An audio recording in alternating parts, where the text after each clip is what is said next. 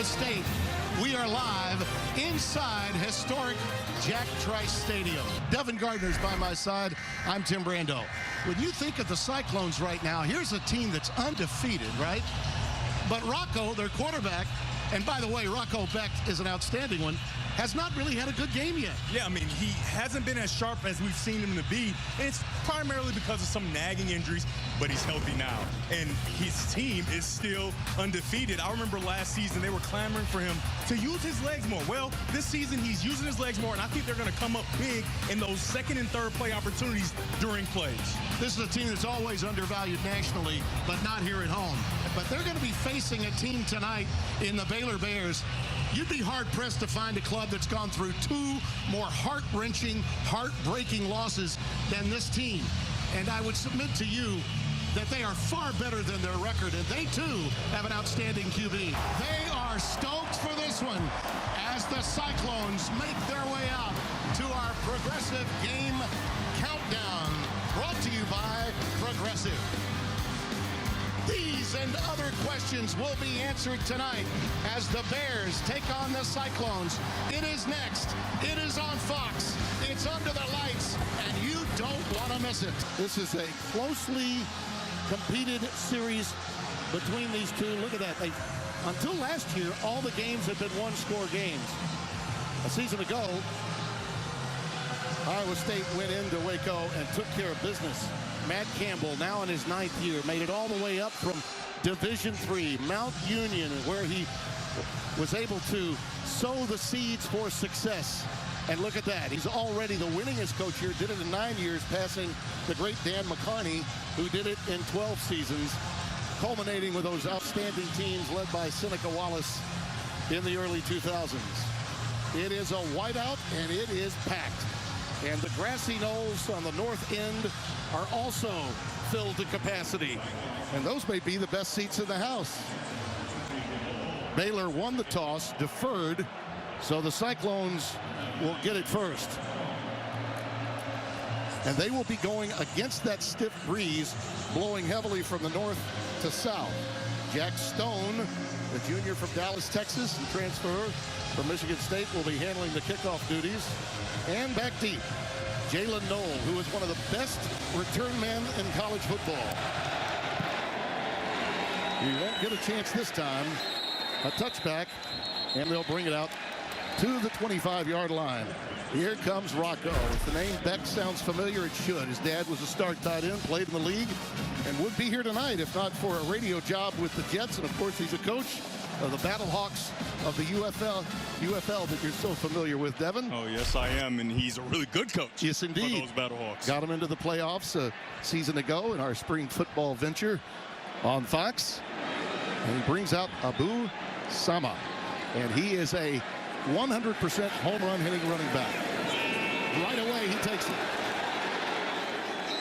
And he gets out for 4 yards. This is an offensive line that has not performed well on the left-hand side. You notice they went to the right on that particular play behind Hufford, Black, and Miller.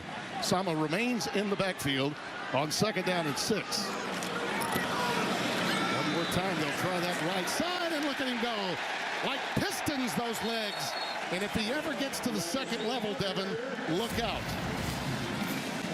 Take a look at that double team right there in the middle of your screen, getting those defensive linemen down the field. And that's the Abu Sama that we love to see, a guy with powerful legs driving the defense.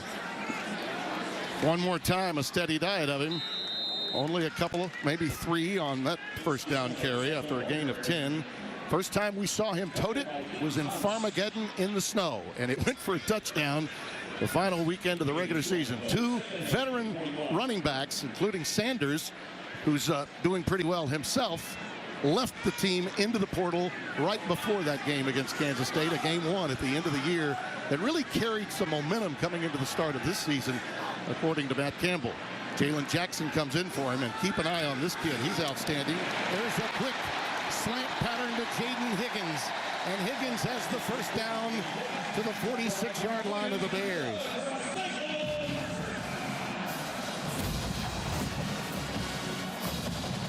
Nice controlled slant route. by Higgins. He does an outstanding job of just pacing himself, not blazing into the middle, controlled, and Becht puts it right on his stomach.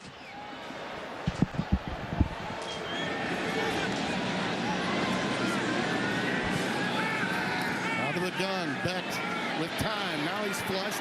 He can run. He's a very physical runner, too. There's a marker in the backfield behind him, thrown in an area where you suspect holding would be the call. Yeah, it's going to be a holding, and they didn't need it. And Tim, I feel like I mentioned that second and third play. Yeah. Number Yes, 66, offense, 10-yard penalty, first down. So they tag Tyler Miller, the right tackle, number 66. Right there on the right-hand side, and that's an easy one to call. Yeah, you can see it. It's always when the quarterback gets out of the pocket, but those are the legs I was talking about that he's using a lot more. You don't need to have that hold. Let him go. Allow Becht to beat him with his legs, and you'll have a big play. Yeah, dealing with that strong linebacker that's back in the lineup after a week's suspension, Steve Linton, sixth-year player out of Dublin, Georgia. They're really happy to have him. He's very active on the edge. They believe they're going to be a lot better defensively this week than they were in the first half against BYU. Hansen. You'll see 4 running backs in there. Carson Hansen out for 5 yards. The weak side linebacker, Keaton Thomas, number 11, with the stop. They get the ball back to the 49-yard line. The line to make is the 36 of Baylor.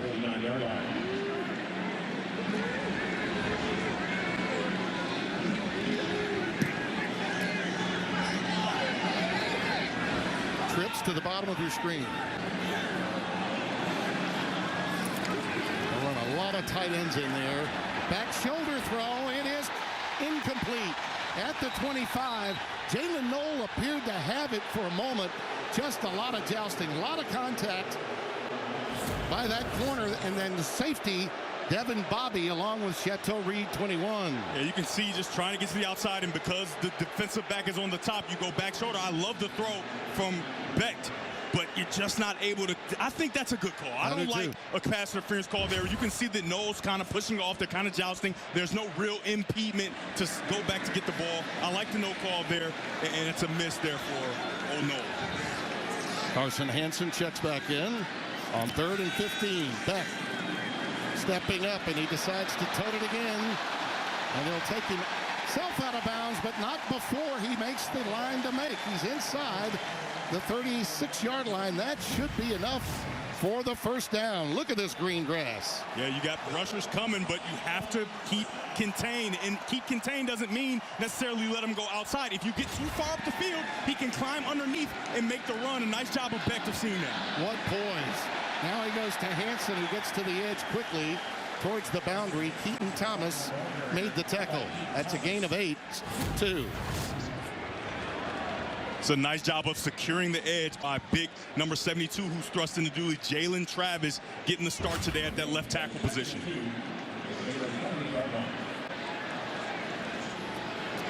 Yeah, that side of the line, the left guard Barrett and the left tackle Travis, they really need some improvement in run blocking on that side of their offensive line. And Jaylon Travis is the improvement they're looking for. He's the tackle they put in that position. Oh, Jackson's fast. He is so quick. Able to get to the edge with relative ease. Devin Bobby, the strong safety again, junior from DeSoto, Texas, makes the stop. Another gain of 5. They're ahead of the chain so far, partner. Again, Jaylon Travis doing a nice job of securing the edge and allowing the running back to get outside. You see that? Once that edge is secured, you've got nothing but daylight for Jaylon Jackson, who's a talented back. They just keep getting yardage on first down, don't they? 5 and 6. Steve Linton gets that tackle after a 4-yard gain by Jaylon Jackson.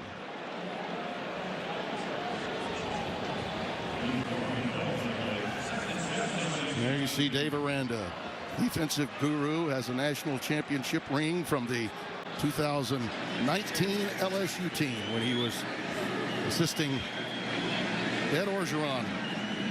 And Joe Burrow is his quarterback.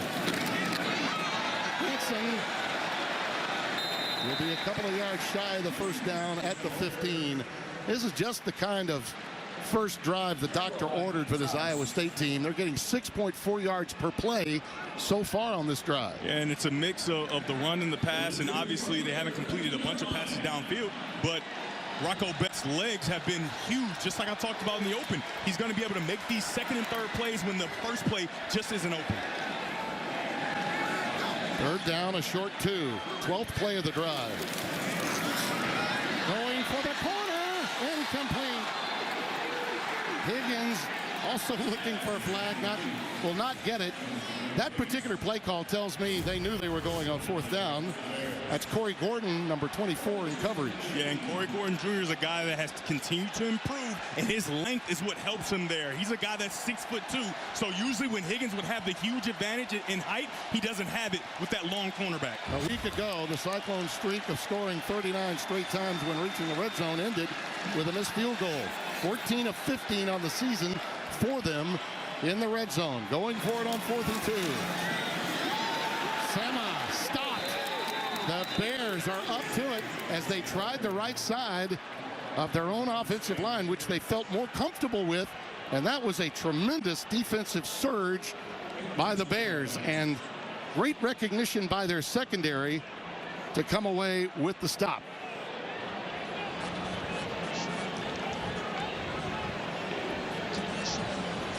That's a happy Baylor Bear defense for obvious reasons.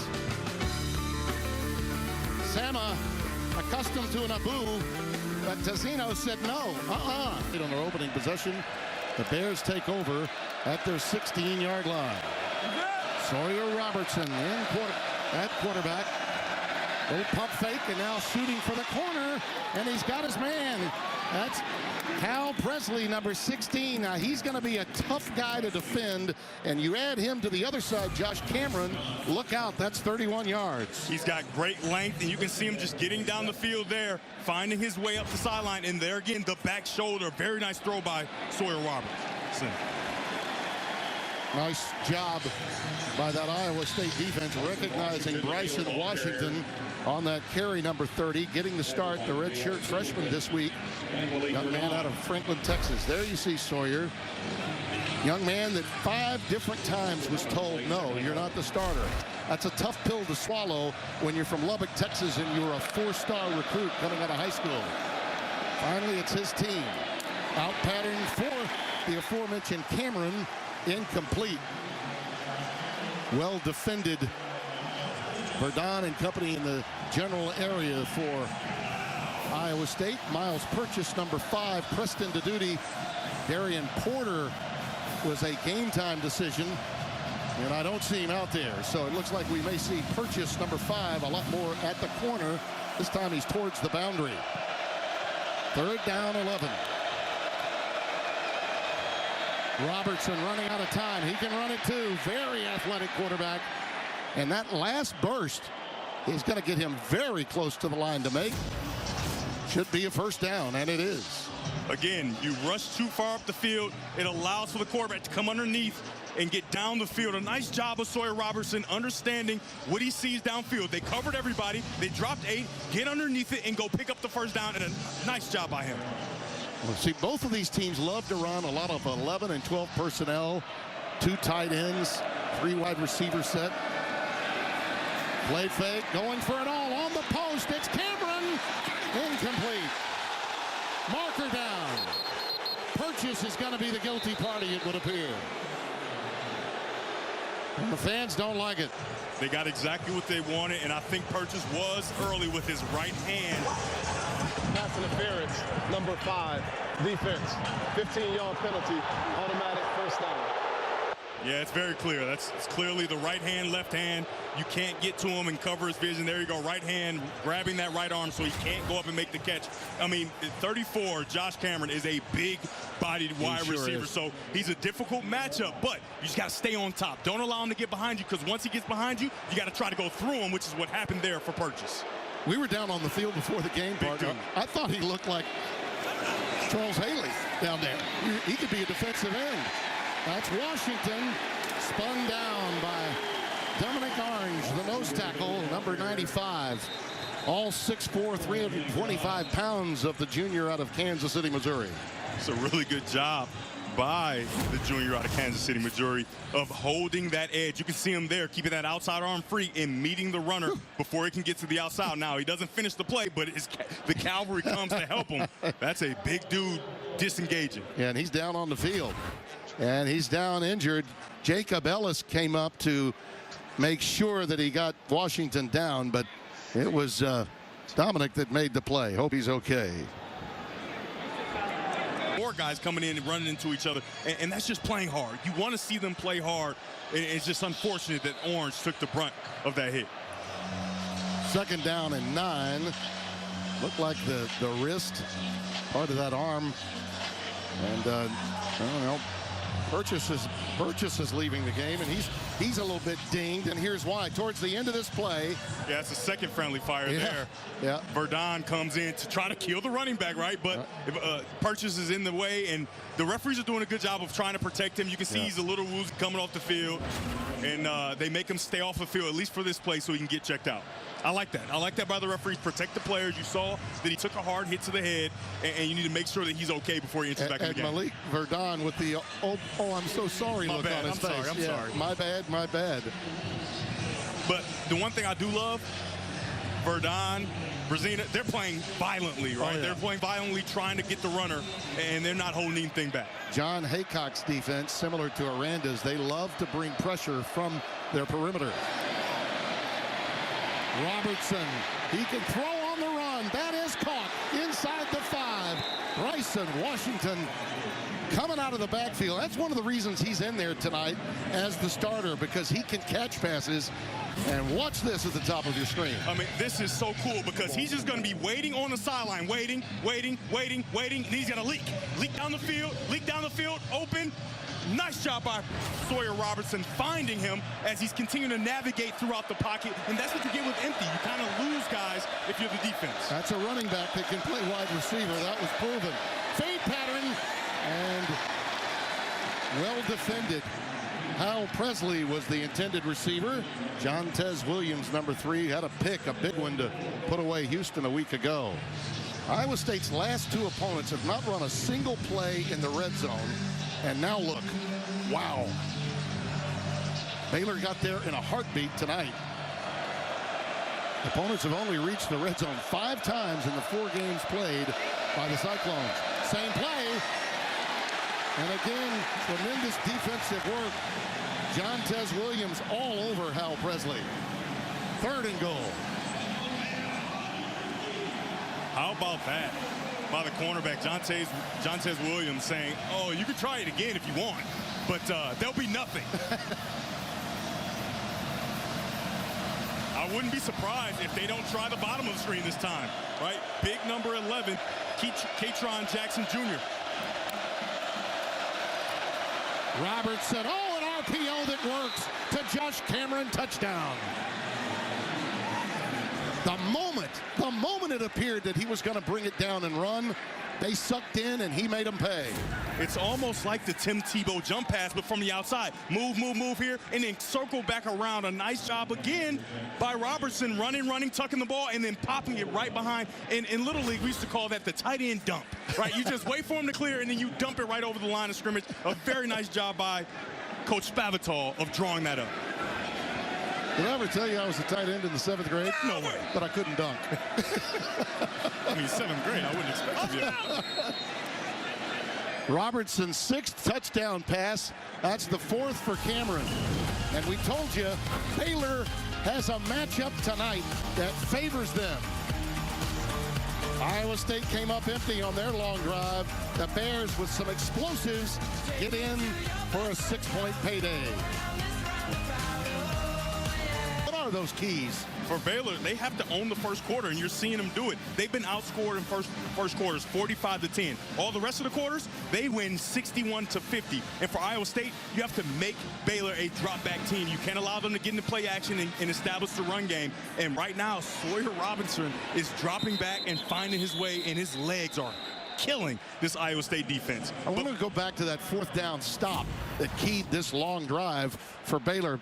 Take a look at this. Yeah, I mean, it's really big. Right here, you got a matchup of the right guard, Brennan Black, against a defensive lineman in Devontae Tizzino, and he just loses, right? It's a one-on-one opportunity. He doesn't win his one-on-one, and now you have an opportunity for Baylor to go back and drive down the field and put points on the board. So the keys are win the first quarter, and Baylor to this point has won that. 58 of those yards on that drive for the touchdown came through the air. So Robertson, both with his legs and his arm, very effective. Jaylon Jackson stopped behind the line of scrimmage. Tackles for losses, putting Iowa State behind the chains, has been problematic, and that happened right there. Yeah, 47 coming down. Those backside pursuits, when you don't block that guy, he comes down and there's nobody for him. So if you're not stout up on the front side, if you don't get movement, the running back has to wait, and then you get a guy behind it. It's completion there to Higgins, who runs a nice little hitch route. That's a nice job of getting Rocco Becht back into the groove of the game, get him a nice completion, an easy completion, to make sure he can continue this drive and set up an easier third down than what they would have had. That was Caleb Parker that made the play. 3rd down and 7.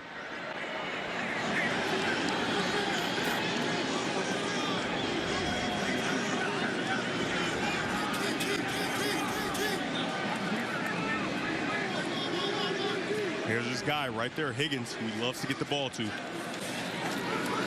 Back down to the gun, going empty. It's a crossing pattern. It's caught wide open for Brahmer. Benjamin Brahmer.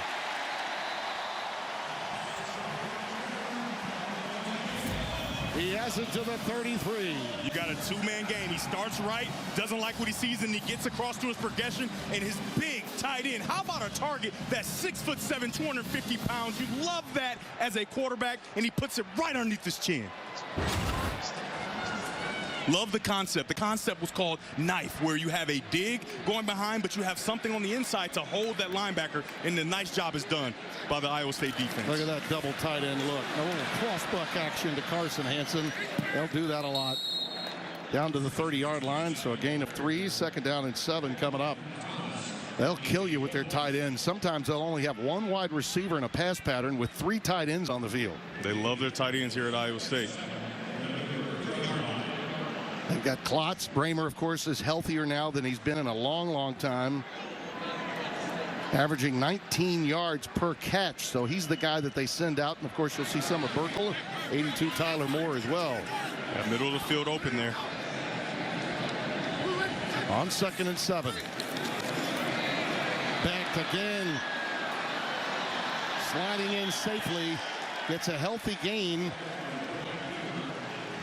to the 27-yard line, so another pickup of 3. 3rd down and 4 coming up. I love watching this David Aranda defense play, because he's going to bring 4, but you just don't know which 4. Right. And it's up to the offensive line to figure it out, and that's a nice job by Becht, making sure that he doesn't take a sack. He uses his legs, gets out of there, because he had the middle of the field open, but he's just not able to get to it because of the pressure. It's interesting what Dave did in the last year. He's now calling his own defenses. He's become his team's own defensive coordinator, but he does have plenty of help. More on that coming up. Becht is flush, lets it fly inside the 10, incomplete. Higgins again had it, and then all of a sudden he got popped. A second big-time hit in this last 5 minutes by Caleb Parker, number 47. That was an incredible throw. Yeah, it's another one of those second, third plays. He was just running an out route, but then he turns it up. But nice job of the safety coming over to make sure that he helps jar that ball out. That's 2 guys hitting you while you're trying to make a catch. You would love for him to have a little stronger hands and make that catch, but that's a tough ask. This will be a 45-yard try for Kyle Conradry. 5 of 7 this year. And this one is going to go right down Broadway. The Cyclones will take the 3 for a quick answer to Baylor. He said, look, I looked out there in the first quarter last week after a great week of practice, and I thought I was watching, you know, the body snatchers. What happened to my guys? Yeah. And that can happen a lot. Look, we're living in a world where Alabama can beat Georgia in maybe the most unbelievable game of college football this year, and then lose to Vanderbilt the next week. Yeah. That's the reality of college football today. And, Tim, that's why you play the game. That's right. And I'm sick and tired of hearing and seeing, okay, graphics showing the probability of winning a game when you're down by 4 points. Okay, play the game. All right. All right, Let's all play right, the Tim. game. All right. Take a deep breath. We see enough graphics on our screen already Take a to deep not breath. have to worry about that. Okay, I had to get that off my chest. 27% probability. Pure playoff privilege. My you-know-what. First down from the 25 and a quick hitch. It goes to Presley. Maybe a yard, possibly two before being pushed back. You know, you look at these two teams, Devin, and you think 24 points to win a game would be a lot with the way these defensive teams play. And it's like a mirror image. They play the same way. They do play very similarly, and so these quarterbacks, you can see they kind of got a beat on what the defense is trying to do to them, and they're having success. Second down and 8. Robertson with plenty of time. Out of the backfield, that's Pendergrass. Dawson Pendergrass, the sophomore from Alba, Texas. And he gets it out to the 38-yard line for a first down, a gain of 11. Verdon takes him down. That's the maturation of Sawyer Robertson, right? Everybody's covered downfield, and like we just talked about, seeing this defense all the time in practice, you know, hey, they're covered, they're dropping a lot of guys. Let's get the ball to the check down, and that check down creates a first down. Well, did you see how quickly Jacob Ellis got over there to help Verdon? Up the middle goes Pendergrass. That's what they need more of. Both of these teams want to get more yardage on first down. At least 4, and if you can get 5, that's wonderful. That puts you ahead of the chains with the way they play. Jacob Ellis, the aforementioned number 44 at linebacker, making the stop. Keep an idea on that left-hand side of the line where they may want to go. Yeah, Caden Siraki is the new starting left tackle, number 74 for Baylor. Play fake. Robertson again with all kinds of time. Little curl, it's caught up at midfield for the first down. That's Jaylen Jackson Jr., the senior from Roy City, Texas, has 8 yards and a first down. As much as these defenses are similar, these offenses couldn't be more different. And what the receivers are able to do is read the defense as they're running their routes. If you have that much time, these receivers are going to get open. They're already reading to begin with, but when you give them that much time, they find the open cavities, which there always are against defenses. And now the Bears are averaging over 7 yards per play. Iowa State has to find a way to get pressure on Sawyer. Nice pump fake and a beauty towards the corner. Late marker down. It'll be pass interference again. Shooting for Ashton Hawkins, the slot receiver. Miles Purchase again. Pass interference. Number 5. Defense. 15-yard penalty. Automatic first down. That's the second critical pass interference penalty, and again, that's an easy one to make. Yeah, I mean, he's running through the receiver, maybe a little bit of an acting job by Hawkins, but you can't catch up to the receiver, and the reason is he's behind, right? So he's behind, he has to turn his back and try to find him, and once he finds him, even though he looks back for the ball, he has both hands on the wide receiver as the ball's trying to drop. He impedes him. I like the call. From the 35 of Iowa State, first down. Robertson, oh, I love his poise and presence in that pocket of his. Now when flushed, he just throws it away. Crowd is still upset over those pass interference calls.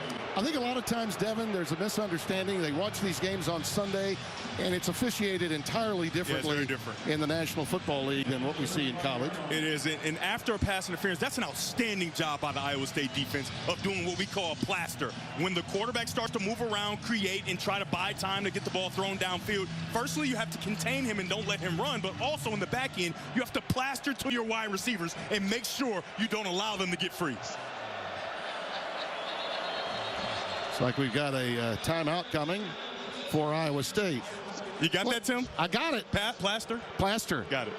Let's go downstairs to Josh Sims. He's plastered all over the field down there. Yes, he is. Josh? Well, guys, I got an update on Dominique Orange. He left the game with what appeared to be a right shoulder injury. They took the pads off. They wrapped the shoulder, put his pads back on, and tried to test it out. He was frustrated, slammed down his helmet. You could see he was still in a lot of pain. They took the shoulder pads off. Right now, he's sitting on the bench and has not entered the game again, guys. And so, Tim, thanks, Josh. That's very unfortunate. And we've seen Sawyer have a ton of time. Yeah. And why is that? One of their better pass rushers at the defensive line position, number 95, Dominique Orange, 6'4", 325 pounds, and he is one of our own Bruce Feldman's freaks. They're missing that, and Sawyer Robertson is having a ton of time in that backfield to run around and make plays. And let me tell you, players in college football, I mean, they want to be one of Feldman's freaks. Oh, my goodness. Like an NFL player wanted to win the Madden Award. Yeah. I mean, you wanted to be on the All-Madden team. Of course. It's the same thing. Hey, Tim, you told me in 7th grade you almost dunked. You were going to be on Feldman's freaks. You wouldn't even be up here with me if you were dunking in 7th grade. The only thing freaky-deaky about me was my broadcasting ability in the 7th grade. What? 2nd and 10. I gave up football in the 9th grade to call these games, man. 2nd and 10. A little swing pattern out to Baldwin. Mananre Baldwin. Young man from Killeen, Texas, gets out for 11 yards, and again, right on time, they get another first down. They're averaging, as we said, over 7 yards per play. This is why. That's the first snap of man-to-man defense that you see, and you have number 4, safety Jeremiah Cooper, trying to chase around across the field, and he just doesn't get there in time. Robertson flushed.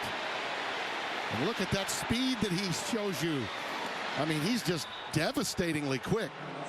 To go along with his ability and poise in that pocket of his, he has got quick feet and he's strong. A lot like John Mateer we saw at Washington State a few weeks ago. And the one thing that you have to pay attention to, because DeQuan Finn, who would be serving as the backup quarterback, is not there right now. He didn't make the trip. They're not calling design runs for him. They want to call design runs, but they can't because they just don't have the depth at quarterback right now. And so all these runs that you're seeing are they're him creating and making plays, and he continues to do it. We've come to the end of one. We've got 3 more to go before a packed house in a very meaningful Big 12 game between the Cyclones and Baylor Bears. Fighting it up, and Becht has played well, but they have not converted in the red zone to the extent that Baylor has, and now the Bears are once again right there on the doorstep as we open the 2nd quarter. I mean, look at that. And John Haycock has got to find a way to get a pass rush without 2 of his big guns up front. Dominique Orange and J.R. Singleton both hurt early on. And they don't love doing it, but they've got to bring extra guys and put pressure on Sawyer. And that pass is caught by the tight end, Michael Trigg. And Josh Sims has more on that situation. And guys, an update on J.R. Singleton out of the game right now. He's been rubbing that right knee. He rode on the bike for a little bit, then he ran up and down the sideline trying to give it a go. Right now, shaking his head. Looks like he's in a lot of pain. You're right, Haycock, really one of the authors of the 3-cloud defense. They do not like to blitz. They may have to after losing those 2.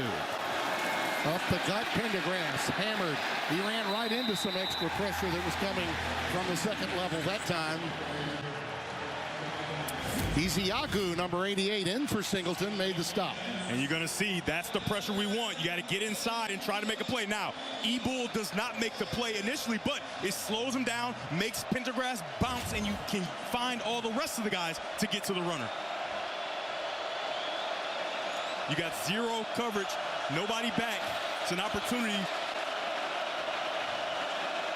3rd and 7. There it goes. Into the end zone, caught. Trigg, touchdown, Baylor. He grabbed that with one arm and brought it in. He was well defended. That's the kid that's been a little banged up at tight end, but they're happy to have him back.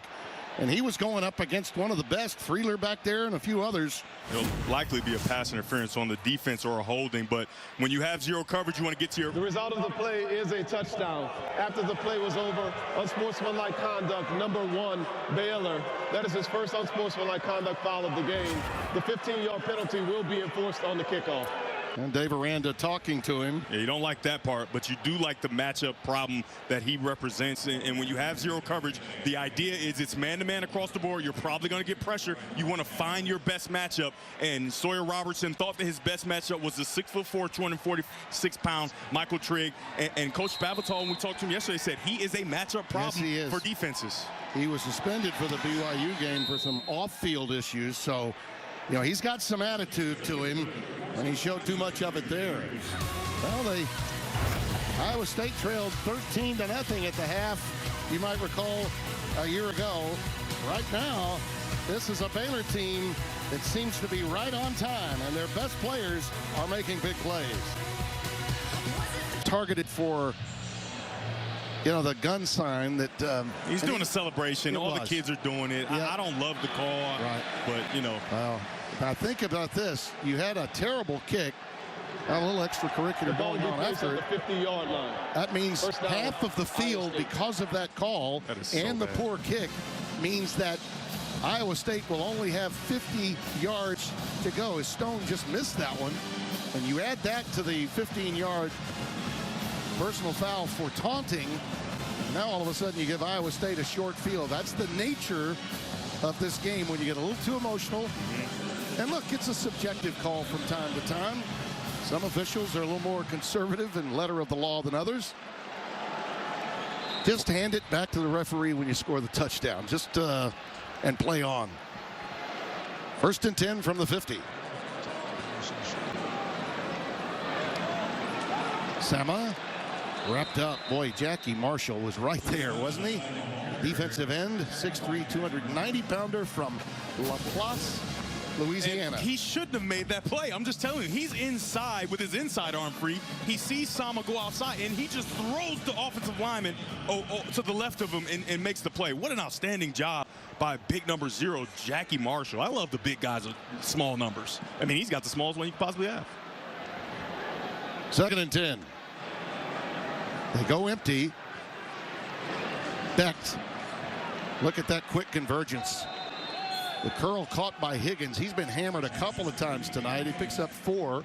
It'll be 3rd down and 6. There is our defensive helper, as they say, Matt Powledge. He is the right-hand man to Dave Aranda, and a very smart man that Dave believes is probably more built to be a head coach than just about any assistant that he has. That was Mauser, I beg your pardon, Taylor Mauser, that we were looking at rather than Powledge. And there's a curl pattern caught at the 35 for a 1st down. Jaylen Knoll on the receiving end. So my apologies to Mauser, the offensive coordinator, now going to the air early in this drive to get things going, an 11-yard gain. It's a really nice job by Knoll of running what we call a 9-stop, getting to 9 yards, putting the brakes on, and the ball's perfectly thrown on time under pressure for Rocco Becht. When we got a chance to see Noah at practice yesterday, it's like looking at a running back. He's all of 200 pounds, but he's an outstanding wide receiver. Yes, he is. And now with Higgins, you've got really 2. You could argue that as a tandem of receivers, Becht has 2 of the best. And there's another example of it. Jayden Higgins, as if on cue, partner. Yeah. Running a nice slant. It was right there for him, and that's Corey Gordon, 24, on top of him. You essentially got one-on-one and a nice job of getting to the toes of the DB, turning, and the ball's right there. Becht is playing on time, and that's what you want to see. Jaylon Jackson, they had hit big plans for him tonight. He's one of those scat backs at 5'7" and 180 that sometimes gets lost by a lot of linebackers and defensive linemen. And by the time you see him, he's gone. Yeah. Right. He's that little back in the backfield. And though he is kind of a scat back, he can run in the power game. No doubt. He can hide behind those offensive linemen and then dart out before the defense even knows it. Carson Hansen checks back in, number 26.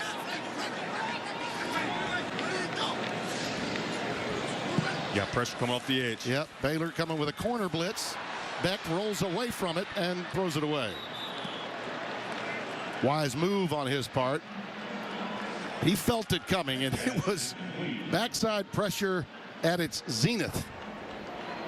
3rd down and 9 coming up.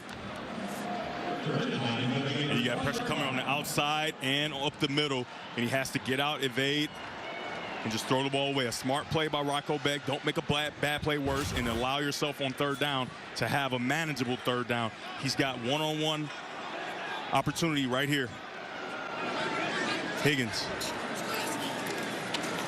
Becht, plenty of time, lets it fly into traffic and double coverage.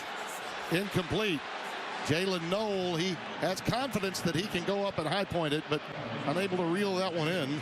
And it's fourth down. Devin Lemire, 20, outstanding free safety leading the charge back there, but that one was into a lot of traffic. Yeah, if you're Rocco Becht, you don't want to get used to this. You got too many green jerseys in the area.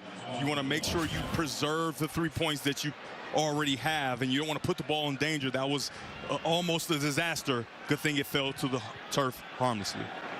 Conradry from 38 yards. He made a 47-yard earlier.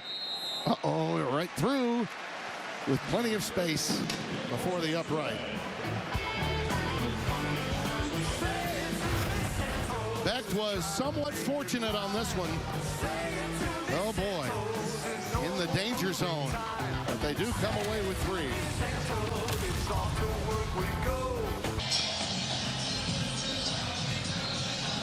Pretty sure it's a guy that's in broadcasting now. 1, 2, 3. Nick Saban. There you go. Look at us. Look at us. Who would have thought? Hey, you see the red zone story. Can't keep trading 7 for 3. And no doubt about that. Matt Campbell has built a culture program here at Iowa State. Tonight he's playing a very hungry Baylor team that's come in with intentionality. And from a matchup standpoint has been difficult, even if his defense were healthy. And right now it's not. Boy, Sawyer Robertson has come out on fire. I said that he needed to be special tonight, and a lot of it has been done with his legs. He's able to create plays even when they aren't there, because those second and third play opportunities are presenting themselves. And then when you get Spavital, who puts him in a position where that third play happens by design, there's no chance for the Iowa State defense. They have to find a way to first get pressure. You're keeping him in the pocket. You got to keep him in the pocket, but you have to put pressure on him. And the guy you can do it with is the linebacker, number 9, Kale Brazina. Washington off the right side. He gets 6 on first down. Second down and 4 coming up on Yedem. Tyler on Yedem, the defensive end, number 11 with the stop. Redshirt junior out of Richmond, Texas. Out of the shotgun again. Washington one more time. Boy, he's running strong in there. Just kept churning those legs of his for a first down. Pick up a 5. And where is he running, Tim? Right in the middle. Dominique Orange and J.R. Singleton. Both guys aren't in the game. 2 big run stuffers in the middle of the defense that Iowa State depends on. Washington, well, you cannot get him down at initial contact, can you? I mean, wow. Ran into quite a line and then bounced off of it, spun, got as many yards as he could. Take a look at the offensive line. They're going to create a new line of scrimmage down the field. Let it run there. A very nice job of movement, right? It's not a big play, but it's movement, and you can allow your running back to just get behind Bryson Washington and just push the pod. Second and 4. Well, that time the turf monster got it. Now that's wonderful grass. You and I went down before the game. Man, it was nice, was it not? Absolutely. Is that what they call Bermuda glass? The turf monster, yep. Sometimes it happens on that real grass. Whoop. And they'll have something there. He would have been able to wind that back and pick up a nice gain. But now you have 3rd down and 6. And what you can do is make sure that Sawyer Robertson can't hurt you with his legs, because that's what he's done. Robertson with an out pattern under a lot of duress, and it impacted that throw. Trigg was the intended receiver, but now John Haycock is bringing that pressure that you were asking for. You got a guy that's coming into your screen right there, and Sawyer Robertson doesn't have enough time. He tries to buy time, and that's exactly what you have to do. You have to put pressure on him from where he doesn't expect it. He didn't expect it, but when you see those safety stacked, I've talked about it before, safety stacked, you have to assume that there's going to be pressure. Robertson doesn't see it, and Iowa State's defense is off the field for the first time tonight. Parker Williams with his first boot after Iowa State stopped them because of a slip. Yeah, I mean, because of that slip, they got the stop. Some wonderful images of Iowa State's football history. Jack Trice, he made some. Even Johnny Mages coached here once. McCarney had great players and teams like Seneca Wallace, and now Brock Purdy and company. And his dad, Sean, his lovely wife, and Brock's mom. That date on 2018 when they knocked off undefeated and 6th-ranked West Virginia here. They stormed the field after that game to Sweet Caroline. And here is Jayden Higgins and a marker down as he takes it up ahead of the 40 to the near the 41-yard line. Looks like it's holding defensively, the preliminary indication. Yeah, I love what they found. Holding, number 33, defense. The penalty is declined. The result of the play is a first down. Tudashinda Salam is our referee tonight. I love what they found with these slant routes, getting up on the toes of the defender, and it's a hold. He reaches out, tries to stop him, but the powerful nature and the stature of number 9, Jayden Higgins, he pulls right through in a perfect pass there by Rocco Becht. Rocco says, yeah, let's move this thing. Jaylon Jackson joins him out of the pistol formation now. Look out, this is where he's really tough. He's really tough to negotiate. Picking him up, putting him down. He is a fire plug. Jaylon Jackson.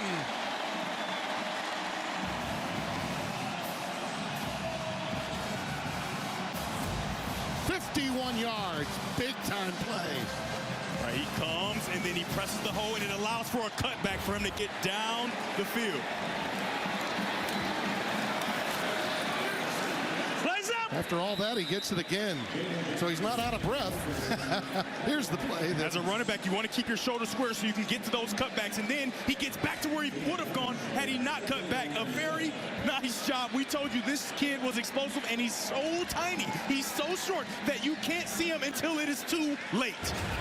He's been at Lamar in Eastern Michigan, amassing all kinds of yards.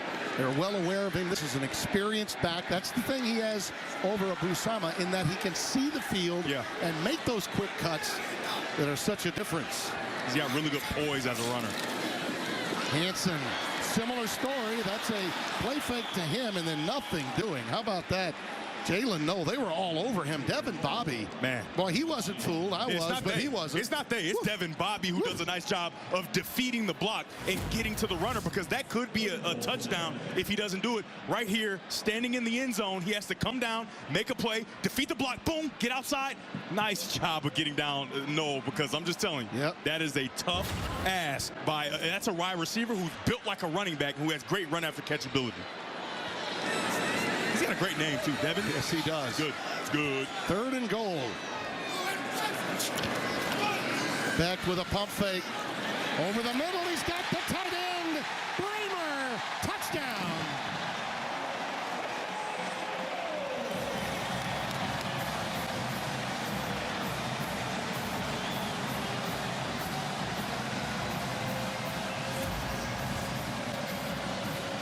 Here he is right here. He's the tight end to the right of your screen. He's going to wait, and then turn to a middle screen down the field. Nobody's there for him. Matt Jones wants to have a chance, but the Turfmeister gets him, and he's in the end zone. They are not chasing points, just going for the single point. Conradry. Ooh. After all those wonderful field goals, he misses the point after. The upright unkind as he hooked it. 3rd career touchdown for Brahmer. And what a dart Becht threw. Yeah, you got to get that pump fake, widen the defense, and then the middle is wide open. And like I've talked about, Benjamin Brahmer is a 6'7" target. You can't miss him, and a nice throw by Becht. You know, a lot of times coaches, even early in college football, will chase points and go for 2 to tie a game. I was really impressed that they didn't do that, because I think that happens far too often. And then he missed the extra point, which you just don't think Conradry will do. He's an excellent kicker and has 2 tonight from 37 and 48. Let's check in with Mike Hill for what's coming up in just a moment. We'll do that after the kick, so stay right where you are. Jake Jolivet's always ahead of me. You ever notice that? Just a tease. Jake is teasing his announcer tonight. A little tease. Yeah, a little tease. That's TV. That's good TV. Yeah, let's go to the Sarge. and find out what's coming up on the State Farm halftime show. Mike Hill, take it away. It was always well dressed. You might want to give the Trilling a call. 1st and 10 with the ball at the 25. Robertson. Oh, you know, he thought about running, and then he saw Cameron darting across late, and he was just a little bit behind with that throw. Now remember, he's throwing it against a pretty brisk breeze as well. And if you're Robertson, you have to be more poised. There wasn't any imminent danger. It felt like maybe, but the offensive line did a nice job of keeping them off of him, and the middle of the field was wide open. He had something there, but he moved a little too quickly. 2nd and 10. This Baylor team's got to learn to roll with a fresh cup of success. They had a big lead against Colorado, couldn't hold on. Then they fell too far behind and couldn't do it. And a quick look in, it's caught by Ashton Hawkins. And that's a 1st down after a gain of 11. That's a nice job there. On the previous drive, they got off the field because they brought pressure. Sawyer Robertson didn't recognize it that time. They brought pressure, and he replaced him with the throw. Nice job by Jake Spavital. You can see those freeze calls where he fake hikes the ball to see what the defense is going to do, and then he has a good idea of what he wants to call. Spavital was a former head coach, now running this offense and has full autonomy. That was Hawkins again, and he attracted, among others, Jacob Ellis, number 44, a 225-pounder out of Roseville, California. That's a good job by Ellis, but the plays made by Jontez Williams, because he's so violent at the point of attack as a cornerback, he doesn't allow himself to get blocked. He takes up 2 offensive players, and now the linebacker can come out and roam freely and make a play. 2nd and a long 8. Pressure again coming. Robertson identifies it, and it's incomplete. Well, that was really an outstanding pressure. Hawkins was the intended receiver, and they were all over him. Malik Verdon is one of the leaders in that secondary. Here comes that pressure. Bringing everybody to make sure they get pressure. They're sick of watching Robertson run around, make plays. They say, you know what? We're going to make you make a decision with people in your face, and they set up a 3rd down and long. Tell you, 88 too. Iziagu is playing pretty well since coming in. J.R. Singleton is back on the field. They're 3 out of 4 on 3rd downs. Robertson's pass is real in. They're going to rule it incomplete. I think, no, they're going to say, yes, incomplete. Hawkins had it, looked like he bobbled it, and it hit the turf on the way down, and they're going to rule it incomplete. I love to see a defensive back. When the ball's caught, he doesn't give up. Yep. He continues to fight. He continues to rake the ball out, and that's what you see here. He's a tad bit early. However, they don't call it, so Jeremiah Cooper, outstanding job of that forced combat catch, and they're just not able to make it. Yeah, and they're not going to appeal this either, Baylor. See, the ball was loose in there and definitely hit the ground. Yep. Jaylen Noel will move back into single safety, awaiting the punt for Palmer Williams. Just his 2nd punt of the evening. Low snap, and it is blocked. Boom, and it is picked up and will be taken in for a touchdown.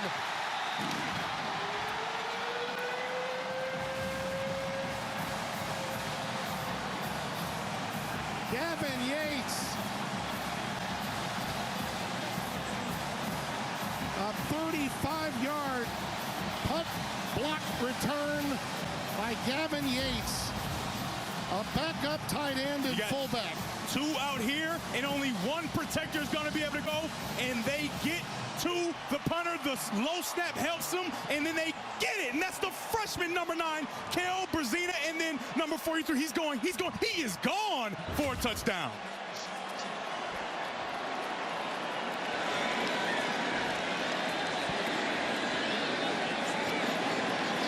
A big moment for that young man out of Frisco, Texas. They both were there. And you're right.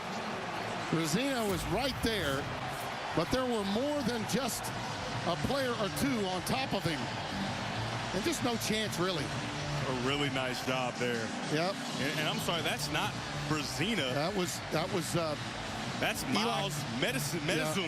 Well, there's 2 of them now. It's so many 6s on the field. Yeah, there's an Eli Green, number 6 as well. I think it may have been. Yeah, I think it's Eli Green. No. Oh no, it is Mendison. It is Mendison. But it could have been a variety of 2 or 3 that got a hand on it. Because regardless of who there. it was. Yes. An outstanding play. But remember the snap. The low snap, the punter has to deal with it, and it buys time for those guys to get on the outside, take a look. The ball's on the ground, and when you got 2-on-1, a nice job of selling out, and it hits him right in the ribs. Yeah. That's going to hurt tomorrow, but he has to sacrifice for the team. What a Sunday hop to And Matson is living it up, man. He is going to have the time of his life at Ames tonight. That is an amazing play. Yeah, so nothing like having those dual numbers at work. Matson makes it happen and gets in for the touchdown, and it's 19-14. Wow. Mendezone, a reserve defensive end,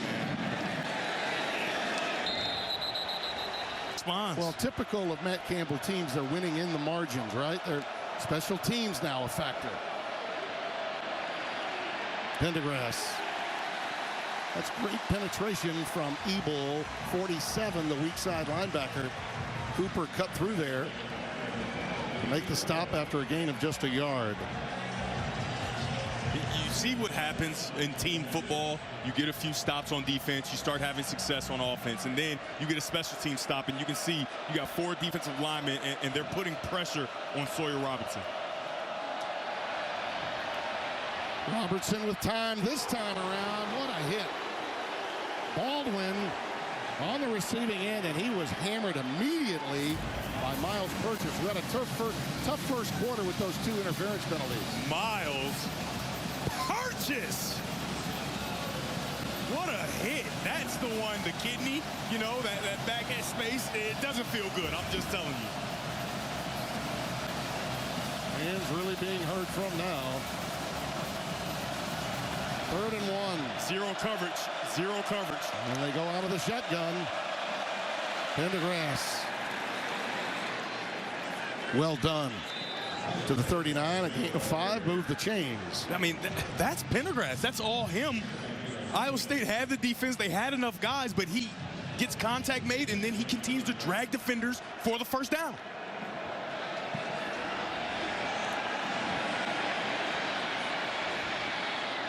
Quick comebacker. That's just a smart move by Jaylon Jackson Jr., a 4-star recruit. In this Jake Spavital offense, the receivers, like I said, they have the option to read. So when he's running down the field and he sees high safety right behind him, he's not going to get behind him. He can choke his motor, stay back, and Sawyer Robertson does a nice job of finding him once again on that second, third play option where the first play doesn't work, and then he gets outside and makes a play creatively. Well, Robertson's now 13 of 21 for 140, and adding to it here, Michael Trigg already with a touchdown catch. Has this one inside the Iowa State 40. What a second quarter of action we've had, huh? Malik Verdon makes the stop. That's a gain of 7. How about the footwork and the ability to dance on the sideline by Michael Trigg? It's a little bit of, I'll catch the ball here, get close to the sideline. When I move, you move, just like that. Yeah. And then when I move, you move, just like that. And gets down the field. A very nice job there by the big tight end. Quick hitch, going to Hawkins again. Great tackling space by a young man, Jeremiah Cooper, the free safety. He was doing a Bo Freeler impression that time. This defensive backfield of Iowa State is doing such a good job on these screens because they have guys in the box or back, and these screens are good decisions by Sawyer Robertson, but they're closing so fast that it just doesn't work. All right, you can take a breath now. We're at the 2-minute timeout. That's my goodness. They're taking a timeout, and let's go. We'll take it with them. This is a good ball. Yes, it is. And there's more on the other side, is there not? Yep, and that's even before halftime. That's right.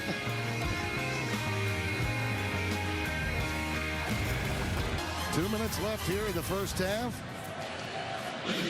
What Iowa State does here is they match heads, and what Sawyer Robertson is saying is my guy Hawkins is better than your guy Cooper. But Cooper says, no, it's not. I'm going to get downhill and make an open field tackle and push them back. And so now it's a more difficult third down situation.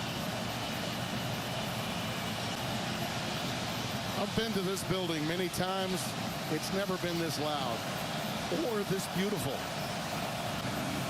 This whiteout idea was a good one. Nobody in the back end there. Robertson, little tunnel screen action to Presley. And he's going to be stopped short of the first down. Great identification by Malik Verdon. He is so good back there in the back end, number 7. And Tim, I like the call. They had what they wanted, but their big offensive lineman, number 72, Colton Price, gets out to try to block, and he kind of knocks the wide receiver off his track so he can't pick up the first down. But remember, Sawyer Robertson is a threat as a runner. The quarterback power is alive right up the middle. 4th and 2.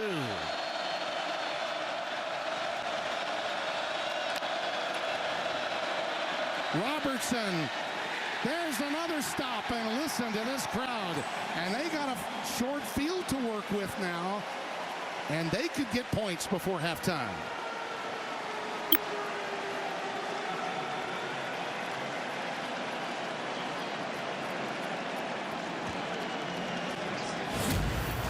What a nice play by the do-it-all safety, number 7,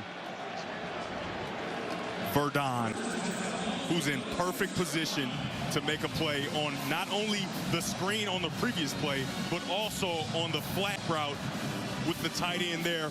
Watch him coming to your screen in position, knowing his job. A little early there. Some will say maybe pass interference, but a nice job of knowing his responsibility and being where he's supposed to be. Becht is going for the jugular, looking long.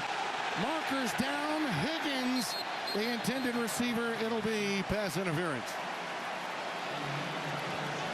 Devin Lemire, number 20, was in no man's land. Pass interference, number 20, defense. 15-yard penalty, automatic first down. And when we talk to head coach Dave Aranda, these are the plays you can't have. Lemire's supposed to be deep as the defense. He's trying to catch up, right? He's catching up, and then he has to make contact, and the referee is forced to throw that flag. You can't allow Lemire to get both hands, stop him, and then not throw the flag. If you're Lemire, you're the deep half safety. You have to be back. You can't allow people to get behind you. This is a young man that's played a lot of football, too. He was a part of that Sugar Bowl team that beat Ole Miss as a freshman. Post pattern. Hello. How do you do, Jaylon Noel? Markers down in the backfield.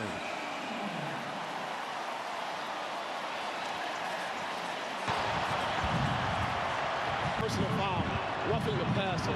Number 10, defense, blow to the quarterback's head. Half the distance to the goal, automatic first down. So with that, you've got 41 yards.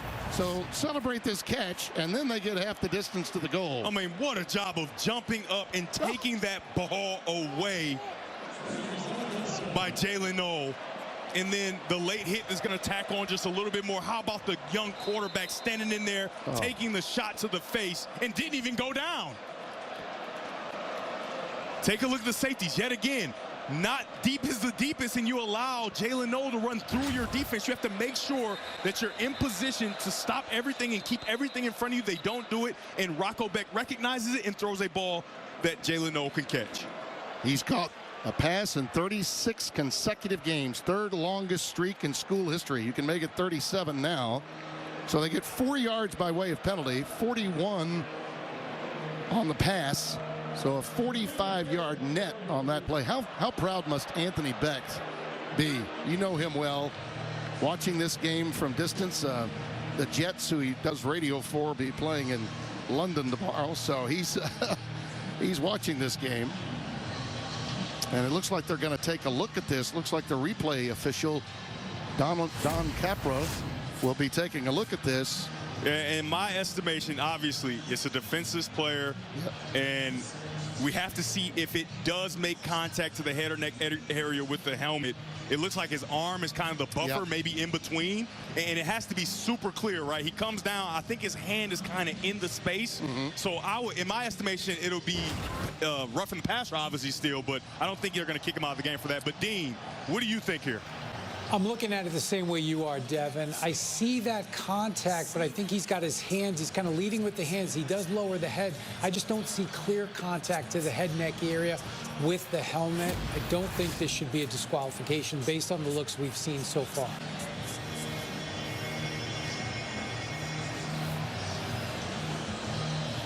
Yeah, I'm with you, Devin, and you too, Dean. I understand why they're taking a look at it. The previous play was reviewed to determine if there was a foul for targeting. There was no foul for targeting on the play. It is first down, Iowa State. Hey, I got a little nugget, Dean, that you might want to pass along to your colleague and ours, Mike Pereira. Don Capral is an old running mate of his in the World League of American Football. They were officials together across the pond back in the day. And Don's nickname was Scott, as given by Pereira to scout out where the great restaurants were in Scotland. Nice. First and goal for the Cyclones. What a second quarter they've had, huh? And they're in that old school eye with a tight end at fullback. You got a fullback, and then you got a running back all lined up right behind Becht. They use that at Mount Union quite a bit. Now the straight tee. Oh, here we go. Old school football. It's Hansen. Baylor was prepared for it. Fooled no one on first and goal. Matt Jones comes up, the middle linebacker number 2, to make the tackle. Yeah, Matt Jones was not fooled at all, and the issue is you don't get anybody to the second level. So when you don't get to the second level, you allow those linebackers to just sift through, see what's happening, and then get to them quickly. Well, let's recap what's happened so far in this wild and woolly game. Baylor got out to the great start. Robertson was counting his money back there. He had so much time. A couple of touchdown strikes to get that early lead, and then came the response. First using the tight end, then of course the special teams play. Matson, the reserve defensive end, takes it in. 34-yard return after the block, and now after they get the 4th and 2 stop, they come back with the big explosive. That's one of the things that Iowa State has not had enough of this year. Explosive plays.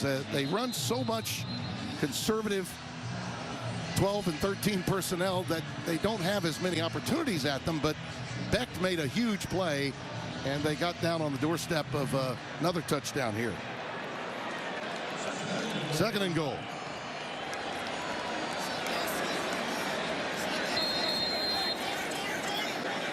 Speaking of a lot of tight ends, partner, there they are. That's Noel in motion. Becht in trouble, has to unload, and it's intercepted. Big play and a huge mistake. The Bears come away with it. That's Garmin Randolph, number 5.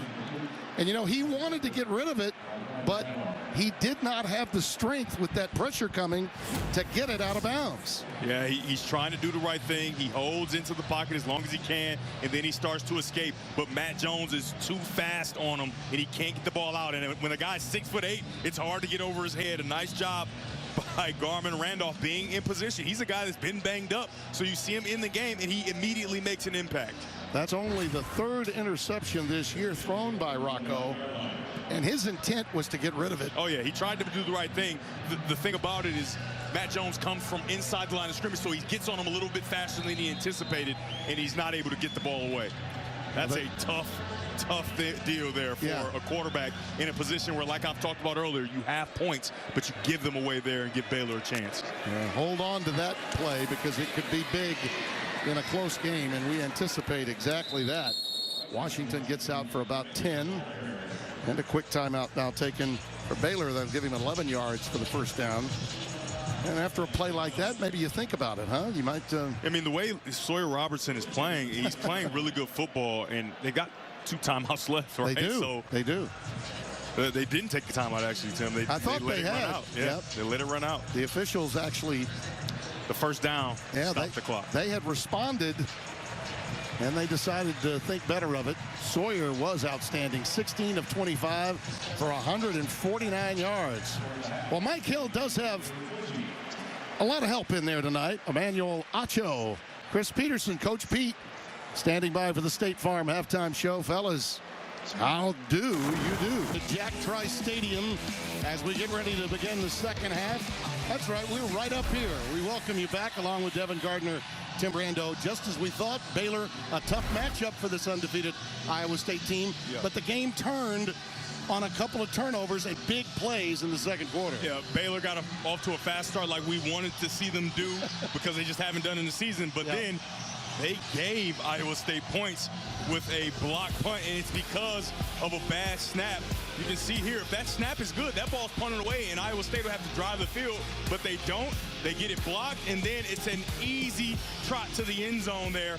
But they give it to him, and they also take it away. That's right. So just before the half, it looks like Iowa State has control. They're going to go in and score, and you can see here, the quarterback, Rocco Becht, just doesn't see Matt Jones. He's hiding behind the offensive lineman. So when he comes around, it's a surprise. He can't get the ball away, can't get enough on it, and it's an interception for Baylor.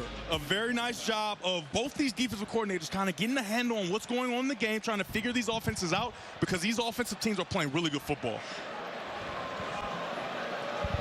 Two interested parties, Dave Aranda, a champion, and of course Iowa State was so close to a title themselves a year prior to that, and that kick will also go out of bounds. So some outstanding field position for Baylor to open this second half. You know, Tim, there are some things that you just don't like. Yeah. I do not like kickers kicking the ball out of bounds. I don't get it. Here comes the call. There are 2 fouls on the play against the kicking team. Offside, number 0. That penalty is declined. Free kick out of bounds.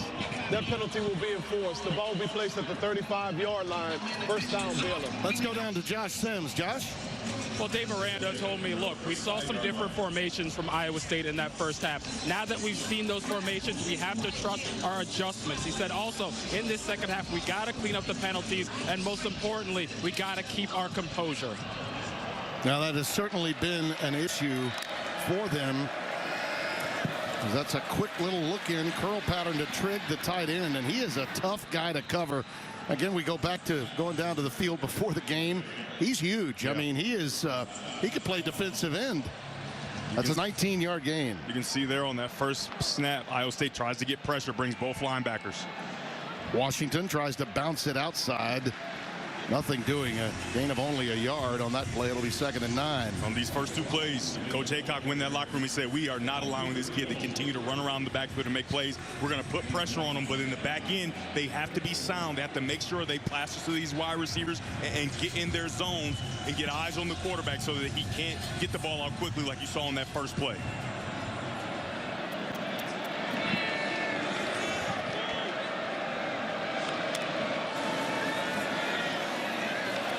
That's a big league throw to Presley, isn't it? That's just a thing of beauty, and they're going to go fast again. Robertson, after the 13-yard completion, is set up shop now. They're looking to score and score quickly. Yep. Sawyer Robertson early here on this drive is in rhythm. You can see him get back and just put that ball outside.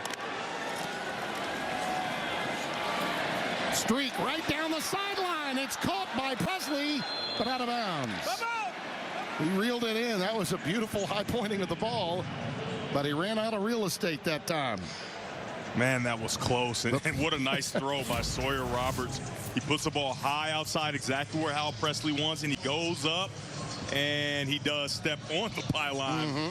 Out of bounds. Nice job by the referee seeing it, and he gets into an argument with the referee. The referee's, nope, I saw it a mile away. He's trying to get a challenge flag, but that would be unwise. 2nd and 10. Trips to the bottom of your screen. Robertson rolls in that direction. Now dumps it underneath on the check down to Trigg. Trigg, by the way, caught that touchdown, you might recall, then got the penalty. Yeah. And then on top of that, a poor kick.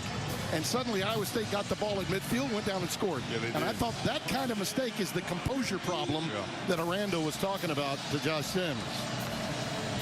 3rd and 3. Got nobody back. No safeties back in that back end. And you got one-on-one down at the bottom of your screen. With Cameron, you're right. And he's looking that way. Back shoulder. Beautiful play. Mano a mano. Miles Purchase, who was tagged with 2 very difficult PIs early, made a really good play here against Cameron. Yeah, he's a guy who they've attacked to a certain extent, and he is in position to make that play. Like you said, 2 pass interference calls, but he has not stopped playing aggressive. You can see there he has hands on, but what you can do, you just can't impede him, and he plays the back shoulder throw, which is a very difficult throw to play. He's in there for the senior Darian Porter, who was a game-time decision, simply could not go. Looking for Washington, pressure up the middle. Washington's wide open. So is this guy. Touchdown, Jaylon Jackson Jr. Well, there was a bust in that secondary. To your point, they were putting a lot of pressure up front. And Bryson Washington was running absolutely free on the other side of the field, but so too was Jackson. And they're trying to figure out whose man it was because it was man-to-man defense, and you got everybody chasing, but one guy is not. We don't know who it is, but Jaylon Jackson is wide open for a touchdown, and yet again, Sawyer Robertson uses his legs to buy time and get that ball in the end zone. Second touchdown for Jackson, Sawyer Robertson's 3rd tonight. And the extra point from Isaiah Hankins is good. Just like that, the Bears get the ball and convert. These 2 defensive-minded teams are going to have to win with offense tonight. It'll take at least 30, one would think, to get out of here with a W. A perfect call by Jake Spavital of making sure those crossing patterns, because you can get crossed up, and Iowa State's defense does there. Well, and they were crossed up with 2 of them. Washington coming out of the backfield was equally wide open on the other side of the field. So they were doomed. Let's go down to Josh. Well, Matt Campbell told me coming out of the half that, look, we fell behind early, but we had faith in our kids that they would make a game-changing play. We saw that with the punt block that gave them the lead. He said of his quarterback, Rocco Becht, he is playing well, other than that pick he had towards the end of the half. But he said, look, it is a 4-quarter game. We're in for a battle. We got to keep it going. Yeah, and in defense of Rocco, that was one he was really trying to get out of bounds. Yeah. But the pressure was so great and so quick that he didn't have the strength in that right arm of his to get it there.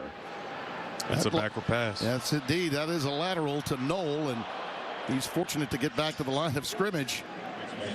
Great pressure coming, and Tevin Williams was the guy that comes away with the stop. And a violent tackle by Tevin Williams III. Watch him come up and get that stiff arm out of here and pull him down by the back of his helmet. Yeah. That was a good clothesline that did not deserve a penalty flag. You got to find a way to get into the ground. Absolutely. By any means necessary. That looked like one of those tackles in the original Longest Yard. Yeah. 2nd and 10. Looping it deep, and it is incomplete. Marker down. Higgins, the intended receiver. And really, that was about all that Caleb Parker could do. You know, a linebacker isolated there. That's a tough. Number 47, defense. 15-yard penalty, automatic first down. That's a tough take. And what you said, that's exactly why you put one of your best receivers, if not your best receiver, Jayden Higgins, into the slot. You can see him kind of being handsy himself, but the defense gets called for trying to reach and pull him back from making the catch. It's all about matchups. You see a Baylor who's trying to play some man-to-man and trying to mix it in, and you put your best receiver in the slot. And so now he draws the assignment of a linebacker, and it's just a mismatch on every single play.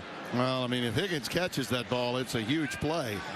That's one of those sort of penalties that Dave Aranda will accept. Jaylon Jackson, look at this. Just look at the change of direction. And then a little lumber laid. I mean, he got popped by Williams. You talked about his violent hits, but I would say Jaylon Jackson did a little dishing of his own. I mean, that is so good because he can't get outside. He gets underneath, and then he gets back on the path that he would have been on already, and then he tries to lower the boom. I would give that I give that a stalemate, though. I give that a stalemate. I think that's a good job on both ends. Nobody won that one. We'll have to see again next time. 50-50 on the leverage. Here we go. 2nd and 3. Becht, he's got an open man on the post pattern. It's Knoll. He's got it inside the 10.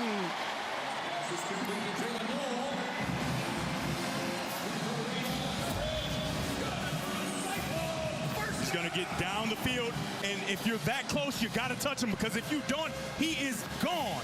A great job of Knoll understanding his man-to-man coverage. You're just going to blow through the middle of the defense. There's nobody there, and a nice throw by Becht.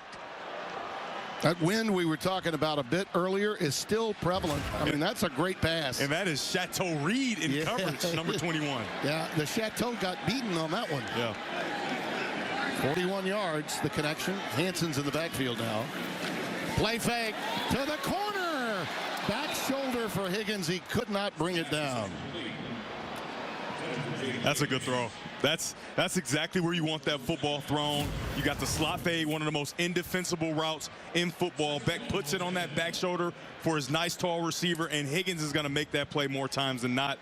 He just stays with the defensive back Bush the second for a little too long and can't react quickly enough to the back shoulder. Taylor Mauser, the offensive coordinator, told us that, you know, Becht was a little errant, throwing the ball and missing open receivers. It's not been tonight. Said he made a shoulder pad change this week.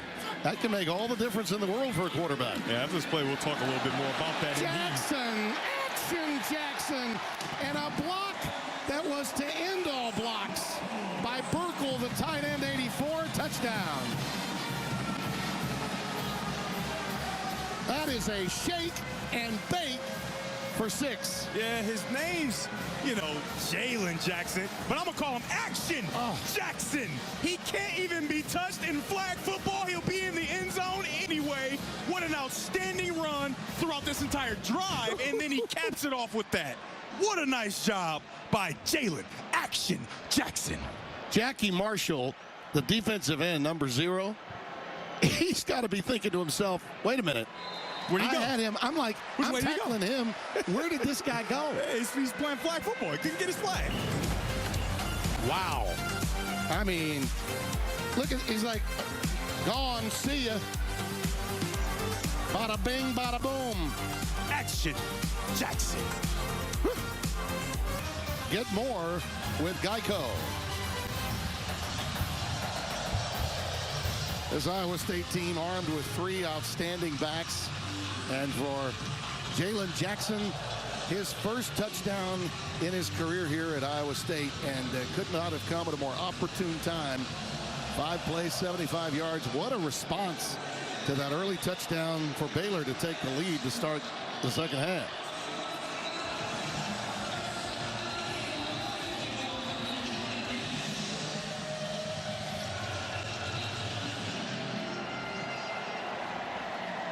Short and returnable. Jamal Bell. Tremendous coverage. Down he goes inside the 20. All right, let's go back to Mike Hill in Los Angeles for an all-state game break. Fellas, don't forget about Clemson taking on Florida State. First quarter is Cade Klubnik going up top to Antonio Williams. This would be a 57-yard score to make it 10-zip. It's now 23-7 Tigers in the third. Clemson looking for its 4th straight win in a season to forget already for the Noles. Tim and Devin. All right, Mike, thank you. Well, we threw it back to you prematurely, I gather, because there was a fumble that took place after he hit the ground. Yeah, he's down. Yeah, and I think this will be overturned. Crowd is responding to it. No, Tim, no, Tim. You don't think. You know for a fact that will be overturned. The ground cannot cause a fumble. He had control. And that's really the reason I threw it to him so quickly, because I knew that. Get on the table, right? You know. Listen, it hasn't been a perfect night, but I wasn't going to miss that. Oh, yeah. They got to overturn this. The previous play is under review to determine if the runner was down prior to the ball coming loose. Yeah. This should be a fairly quick review, expedited. No doubt about it. No doubt about it. But if you're Baylor, you don't want to just risk it, right? What if you don't have a camera angle where you can see it, and it's called a fumble on the field, and you have to stay with the call because you just can't see? You want to make sure you hold on to the ball and don't give Iowa State opportunities. You can see that they're playing motivated football at home. It's a whiteout, and the crowd has been crazy. Don't allow them to get momentum when you have played really good football offensively. But Baylor's got to be thinking, well, we lost 2 the hard way. Yeah. As hard as you can. Here comes the call. After review, the runner's left elbow was down prior to the ball coming loose. Baylor will keep possession of the ball and it's first down. Well, these fans want the jugular, don't they? Oh, yeah. They are fired up. The last visit I made here was for that game against West Virginia back in 18 and Brock Purdy's first start. That Campbell's team, that night it was a blackout. I got to tell you, the whiteout, visually, I like it. Much better. I like it. And with apologies to Rutgers, who had a wonderful blackout for us a couple of weeks ago. That was. It was. but in this building with this setting, just magnificent. I've always been partial to the white uniforms at home. It's kind of cool. Washington's in the backfield. After a little pump fake, he grabs that one for a negligible gain on first down. They're going to go look at late targeting. flag. They're going to get a targeting, I think, here. Yeah, they're going to look at it. We may have a stoppage in play for this, and he got dinged, it appeared, too. That's Tayshaun James, number 19, the freshman out of Oklahoma City that delivered the blow, and he's still on the ground. Bryson Washington has been a valuable commodity to this Baylor offense, too. Yeah, being able to catch the ball in the backfield, but you can see he's clearly defenseless. Forcible contact to the head or neck area for a defensive player. That's going to be targeting, and that's going to be a big loss because now Tayshaun James has to sit out the next the first half of the next game as well. And by the way, these games don't get any easier for anybody in the Big 12. The result of the play was an incomplete pass, personal foul, targeting, defense. The previous play is under review. And, you know, people at home are probably thinking, well, he didn't lower his head. He came in with his head up. But for a defenseless player, it's not about the crown of the helmet as much anymore. It's more about forcible contact to the head or neck area. And I think that's about as clear as it gets. I'm with you. Unfortunate in the sense that it's a boom play. But again, you're right. This is exactly what they've put it in for. But Dean Blandino may have a different perspective as Washington goes to the 10th. Dino, what you got? I think you guys are all over it in terms of it is a defenseless player trying to catch a pass. Now we got to look at the body posture of the defender. There's no question he's dropping his head. There's forcible contact to the head neck area. Now they're going to think about, okay, is he truly attacking? Is he playing the ball? Is he more absorbing or bracing for that contact? That would be the only thing that I could think would take it off. There were two elements of the play under review. The ruling on the field of an incomplete pass is confirmed. Also, after review, personal foul targeting is confirmed. Number 19 for Iowa State is disqualified. The penalty is 15 yards. It's a first down. Obviously, they felt that the player wasn't in attacking posture, and you can see coach is upset. But again, when you have a defenseless player, that contact to the head neck area, that's what the rule is designed to prevent for the protection of our student athletes. And Tayshaun, who plays the same position as Malik Verdon, they need him out there, especially the way this game has been going. The pressure on that perimeter, you could see the pain. Matt Campbell, it was all over his face. It's very unfortunate because he's playing hard. It's nothing really malicious about it, but you don't want the referees trying to referee intent. And oh, by the way, next week they're at West Virginia, and not having him in the first half of the West Virginia game is problematic.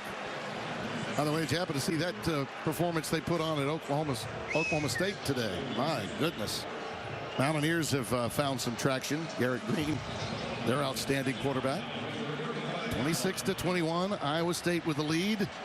Baylor has the ball at their 35. Dawson Pendergrass has come in the backfield. They go 2 by 2 with 4 wides. Robertson, plenty of room. Shoots it out to Trigg, and what a target he is. That's another first down at midfield, a pickup of 16. That's a really nice throw by Sawyer Robertson. It's just an out route and a nice job of avoiding the defender, widening, and then snapping it off. And in the defensive backfield, Jeremiah Cooper, number 4, he tries to go underneath and misses it by a hair. The preciseness of the throw is what made that play happen. Mark the ball at the 49 of the Cyclones.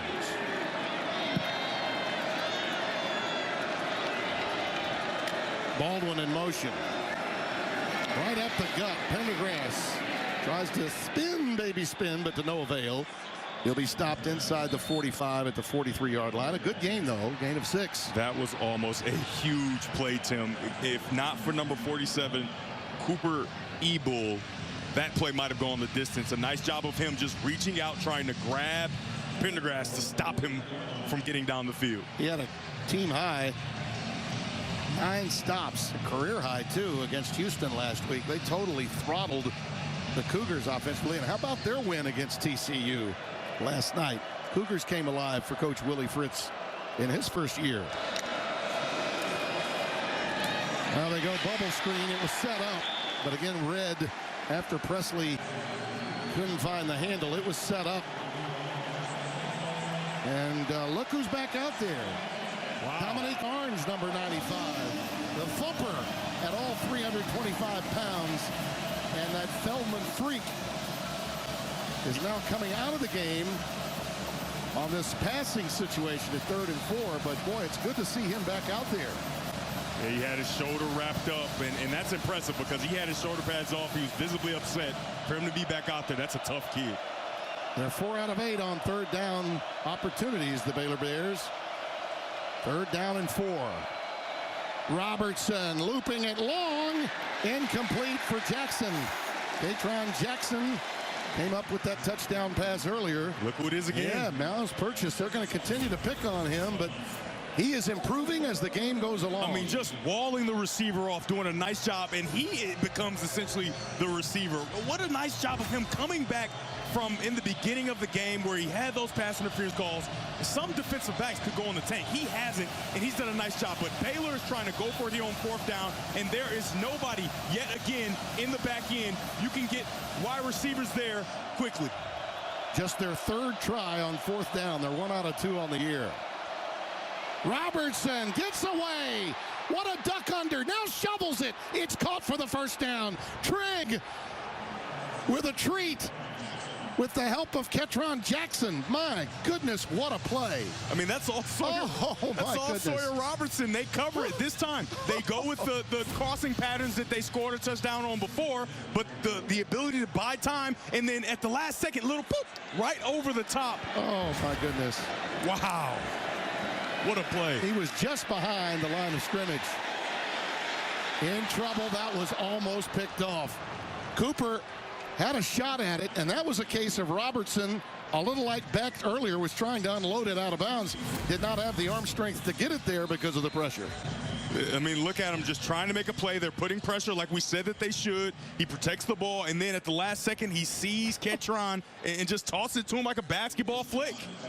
And then he almost took it away from his own team by throwing the ball to Cooper. He giveth and he taketh, just like we talked about at halftime. Well, this season, Baylor's gone on 4th down 20 times. 20th time this year they've gone for it, and they hit it 12 different times. That is not good to see Verdon down because they had just lost Tayshawn James, right? Those are the 2 guys that play that position. Obviously, the veteran Malik Verdon, he looks like he's getting off the field under his own power.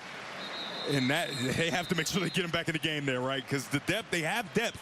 But because of the exit of Tayshawn James, you don't have as much depth as you had when you came into the game. We're told by Josh Sims that Bryson Washington, the outstanding running back for the Bears, has gone to the locker room after being in the tent for a while. So we'll continue to update his situation as Josh finds out more. Thanks for passing that along, Josh. 2nd down and 10.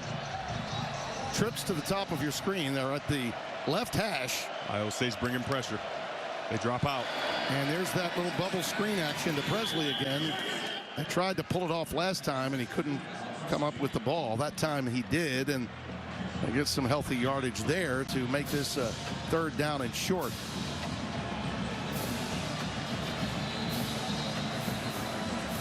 Hey, Tim, on that quick screen, you got Monterey Baldwin, 5'9", 172, trying to block big number 88, Easy Agu. Yeah. And it's just not happening. He doesn't have a chance. He gives it everything. Business decision. 88 makes the play. And by the way, I think that was a wise business decision. Oh, very wise. I mean, come on. Monterey, you're not at Baylor to block that big guy. Easy Agu is not feeling so good after making that play. It looks like he's shaking it off. It was Monterey. Monterey was just too violent. It's a heck of a block, right? Bowman was just too violent. Hopefully he's okay. We'll have some fun with that in the film room. Yeah. When they get back.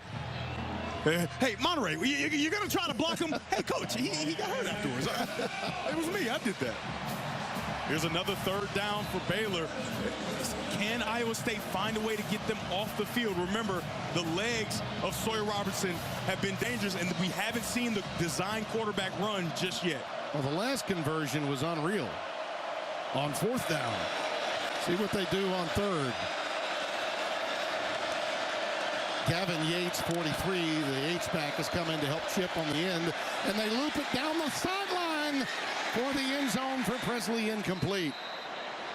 Jontez Williams once again. The defense might have been lined up off sides. Step for step with him, and yeah, that might have been a free play. That's going to be heartbroken. Just a fade route from Hal Presley. They're going to pick it up maybe. Yep, I think they picked up the flag.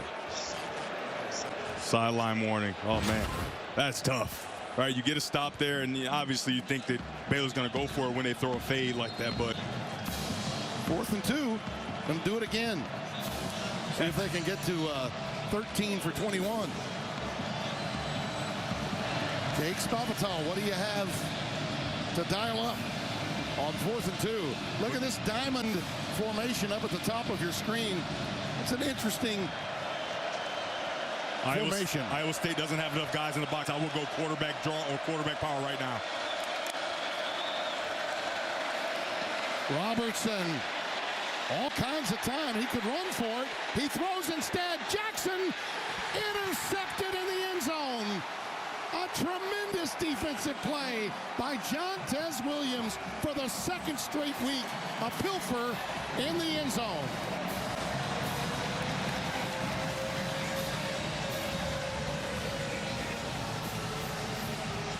Robertson was late getting rid of it, and he turned down a chance to run for the 1st down. Jackson was open, but he didn't get it out in time. And you know he's got to be kicking himself. And you'll see why in just a moment here as Jaylon Jackson is in that backfield again, fresh off the 10-yard scamper for a touchdown. And here he goes with a stretch play, and he cuts it back.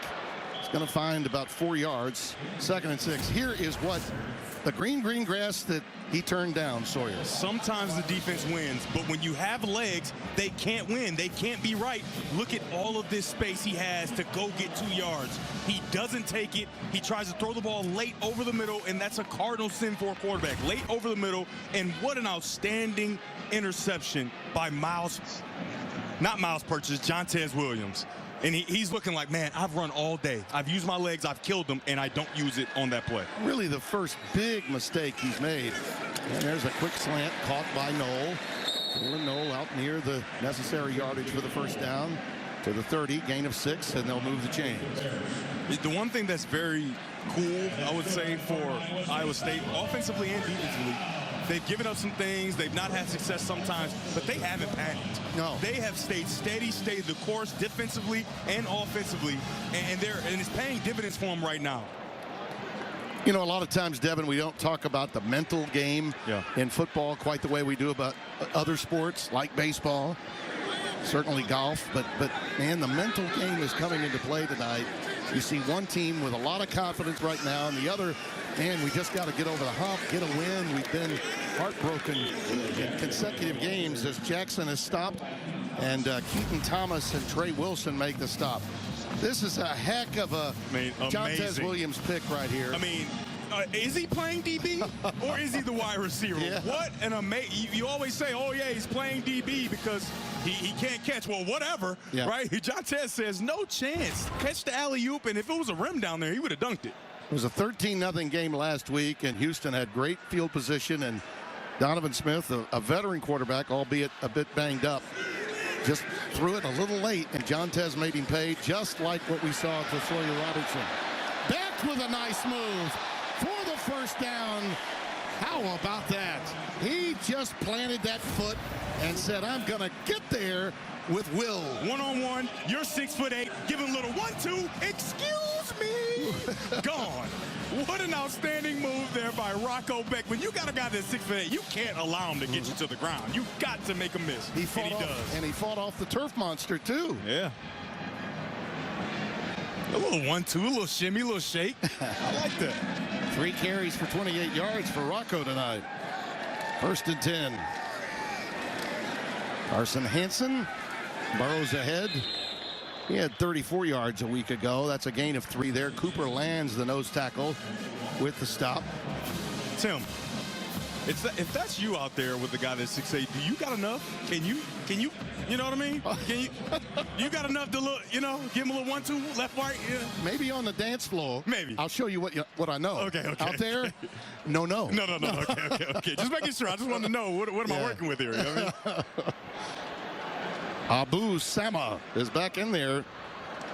This is only his 5th attempt in the backfield. He carried the first 3 times in the game. They play fake to him and go to the tight end Moore. Tyler Moore, 6'5", 260, homegrown product from Johnston High School here in the Des Moines, Ames, Iowa area. Des Moines only about 45 minutes away. Gain of 14. Keep an eye on Sama. He's quiet, and then boom, he'll break away for, a big one. That's Linus Noel, number 98, that stopped him at the point of attack, right at the line of scrimmage there, and he'll check out. I'll say he lost a yard, so 2nd down and 11.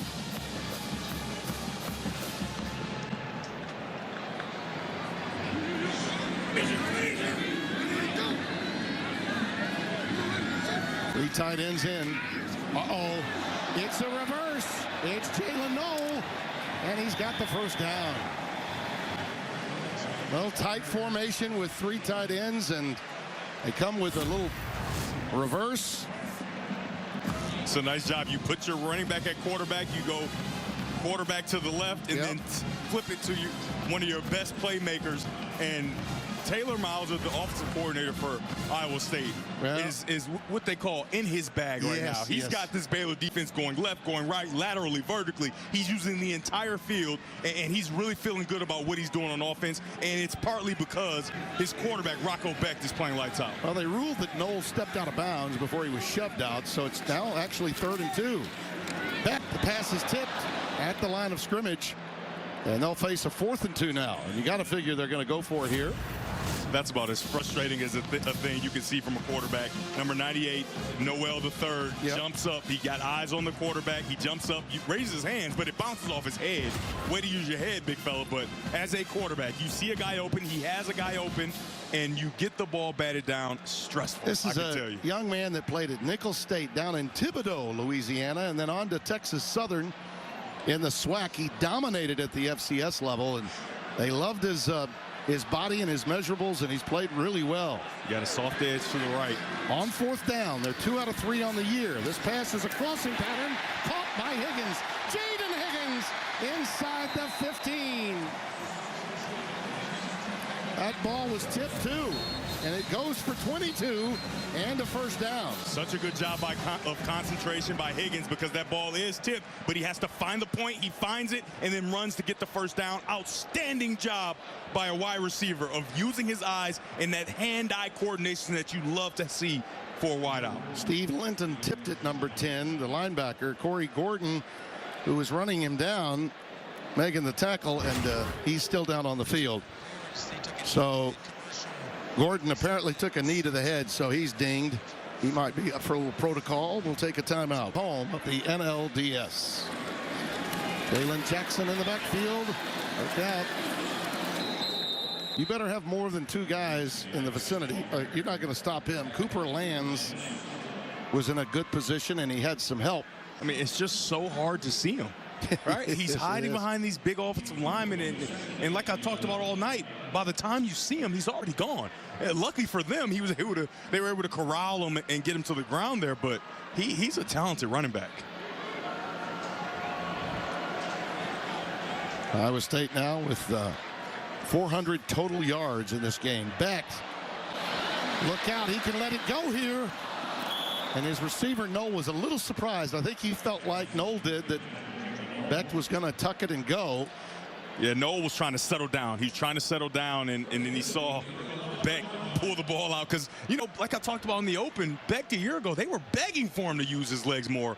And he's starting to do it more this year, and it's a weapon for this offense. Because like I talked about with Sawyer Robertson, the defense can't be right. Yeah. They just can't be right. He makes one guy miss in the backfield, but Noel just wasn't ready for it. 3rd down and 8. Trips to the top of your screen. You got tight end on the outside, down at the bottom. Yep. He's looking that way. In the corner. It's caught. It's Higgins. It's touchdown.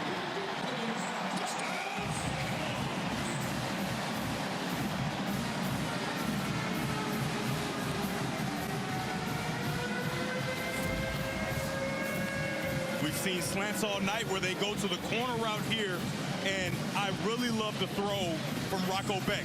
He could throw it over his head, but why not? The defensive back is turned, throw it up, allow your tall receiver to go get it, something easy to catch, and it's a touchdown for Iowa State. A very nice job of understanding what you have, understanding the skill set of your wide receiver, and giving him something to catch.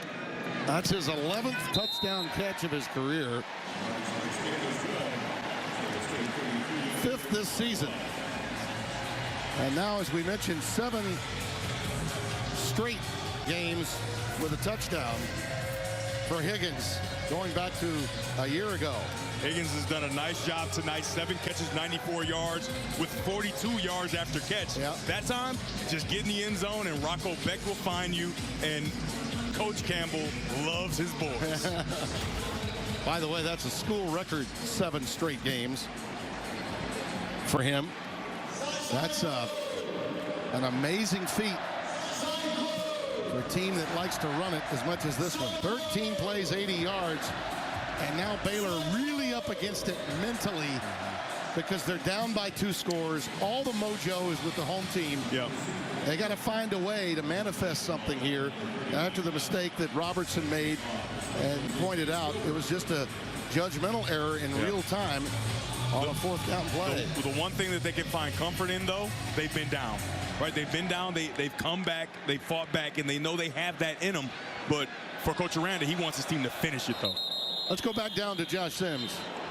Well, guys, I was talking with J.R. Singleton about the Cyclones takeaways, and he said every Sunday Coach Campbell puts up a slide that simply says the ball. And it's not about the defense or the offense. It's about both. He talks about on the offense, we have to take the ball away. And on defense, that is, we have to take the ball away at all costs. And on offense, we have to protect the ball. And we saw that last time with Jontez Williams getting that big pick. Yep, the ball is the most important thing. When I describe it to young players that I talk to, the ball is the most important thing in the university, in the program, and everything, because a lot of what happens around this town hinges on what you do on the football field. Curl Cameron, he's got it beyond the 30 up to the 32.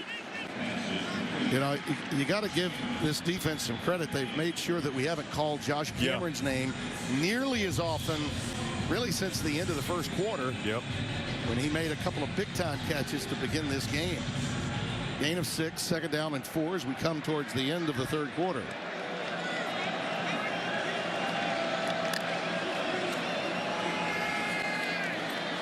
Pendergrass. Mark him a little bit short there. That's Jameer Hawk, number 53, that made the stop. And that's the end of 3. And the Cyclones looking to remain undefeated. 16 with a bullet, trying to tell the rest of the country, hey, you don't like our brand? We don't care. You got to consider us for the CFP. Like it. Talk about a response. After falling behind 14-3, the Cyclones have now outscored the Bears 30-7. And this environment hasn't hurt a bit in that plight. 3rd down and a yard to go for Baylor. They need a response early, and now they're in trouble behind the sticks and stopped as Dawson Pendergrass. And he lost ground. This will be a longer one on 4th down than it was on 3rd down, so they're going to have to punt it away. Yeah, I think you have to punt it. And, you know, a lot of Baylor fans might be clamoring for him to go for it, but you have to. Outstanding job by this Iowa State defensive line of building a wall and not allowing Baylor to recreate a new line of scrimmage. Early in the game, we saw Baylor recreate a new line of scrimmage, and they were able to run the football, and they just weren't able to do it on that play. Well, remember, the last punt for Palmer Williams was blocked. Gets that one off, though, without a problem. And Noel, a tremendous return man, gets the fair catch called at the 24. Our Pacific Life game summary is sponsored by Pacific Life, creating financial security for more than 160 years, and this is the play. It was a big one, and Jackson scooped it and scored with it. And he had plenty of help. And how about the running back action? Jackson breaking the defense down and skipping his way into the end zone, and then the outstanding interception By Jontez Williams. And that leads to the touchdown catch by Jayden Higgins.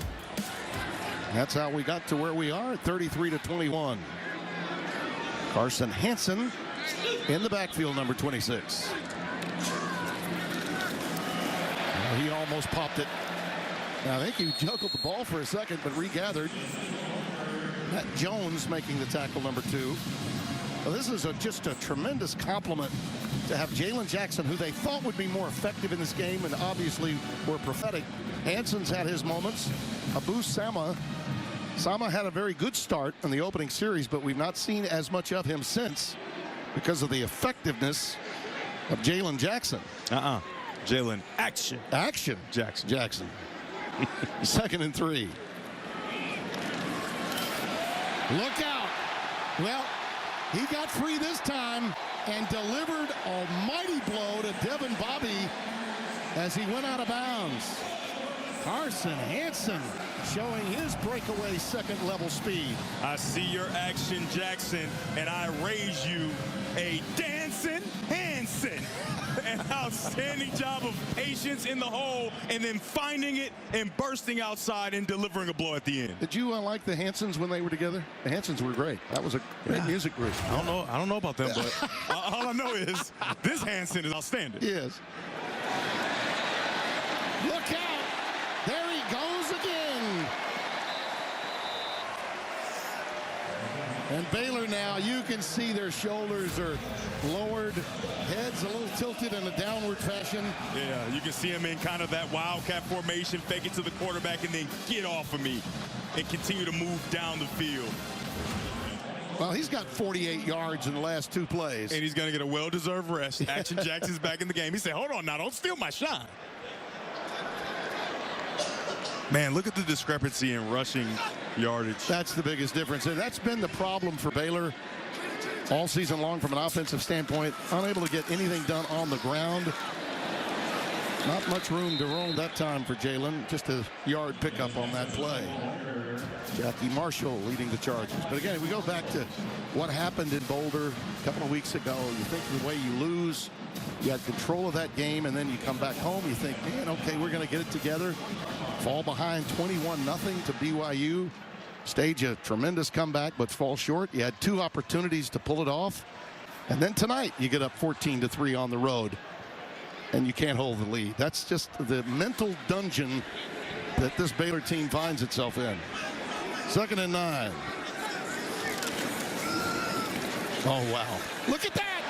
The shiftiness, the greatness. Jaylon, you're special Jackson.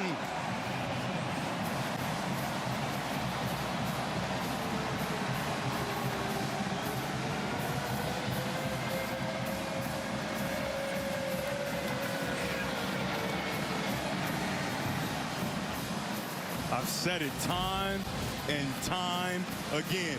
Once you see him, it's gonna be too late. He gets into the hole and gets to the cutback, and again, in two-hand touch, he is not down. Action Jackson to the end zone again.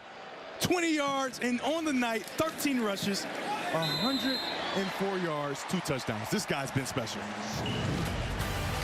A career high for him, 104. Now you see me, now you don't. Action. You doesn't have to call me Jackson, but you better call me Action. Jackson's moving, and we want to see this move from him just one more time. Just one more time. I mean, Oh, man. Watch him turn this guy around and just walk into the end zone untouched. And I think everybody at home will be happy to know that the stadium just played swag surf, and Timmy B was up here. We were swagging. And I didn't know you had it in you. Of course I did. I didn't know you had. You said you got some moves, and you showed it. A little swag surf. Well, Jackson had 14 carries for 96 last week. He's better than that tonight. A career high 104. Still time remaining, too. Here's Jamal Bell with a return. And again, look at that coverage from special teams. Well, our power players, sponsored by Ram Trucks, built to serve. And how about this? It was an issue for them coming into this game, particularly that left side. And they had Travis move to tackle. Barrett, I think, has had his best game. And that was the consistent side on the right side with Black and Miller. But Travis and Barrett, particularly tonight, look at that, no sacks allowed. Yeah, and we were talking to the offensive staff, particularly offensive coordinator Taylor Mauser. He was very transparent. I told him, I saw him film, there's a lot to be desired at the offensive line position. And he said, and they have a task this tonight, and they have stood tall and showed that they are capable. Jaylon Jackson makes the catch. And the check down underneath, gain of about 6, it would appear. You'd love to see a group that's challenged, and they stand and fight back and play the way that they've played tonight. 0 sacks and over 200 yards rushing. Very impressive. And when you look at the numbers on Baylor, now granted, they're well behind now. They're going to have to throw it on almost every play. Iowa State knows that. They go empty with 5 wides now, and this one is looped in. Almost caught. It would have been a miraculous grab by Hal Presley towards the back shoulder, and he is slow to get up. That is no good. No, and he's one of their best threats in vertical routes. He's up and able to take himself off the field, it would appear. Yeah, that was almost an outstanding catch, but could not pull it in. And Sawyer Robertson has played a really good football game. Yes. I mean, he almost looked unstoppable at a point in this game, and you get the one bad mistake, and it puts you in a position where all the momentum is on the sideline with the uniforms in all white. We talk about the mental aspect of the game. When he made that mistake on 4th and 2 when he could have run for it, instead he threw it late for the pick by Williams, it was as if his entire team shoulders just shrugged, and they've not yet recovered from it. That pass into some traffic for Cameron, incomplete. I think you got to go here. I know you punted last time. Even though you're in a position, I think you almost got to go here, but they're coming out to punt. You see, he tries to fit that ball in there, and there it again, Purchase. Yeah, he's been everywhere. He got the 2 PIs early in this game that helped set Baylor up to finish off some drives to get that lead of 14-3. Tim, I've never been a defensive back, but I imagine it's similar to when you throw interceptions as a quarterback. It's hard to pull yourself back up by your bootstraps. He gave up some pass interference calls, big plays, and he's responded. Palmer Williams' boot was 57 yards. Jalen Knoll with the return. Talked about having some swag. Hey, don't question my moves, my man. I can say with you, we're in sync, my man. We're in sync. That ain't bad, Timmy. Get down, baby Bubba, baby, get down. That ain't bad. Swag surfing all the way to break. Built to serve. Tim Brando, Devin Gardner, Josh Sims with you. Our content coordinator, Scott Alexander. Spotter, Brett Bender. Name sounds familiar, it should. The son of the great Gary Bender. And T-Rich, Terry Richardson, special consultant to Devin Gardner. Carson Hansen in that backfield. He's up to about the 28-yard line, and more on Jaylon Jackson's great night, right, Josh?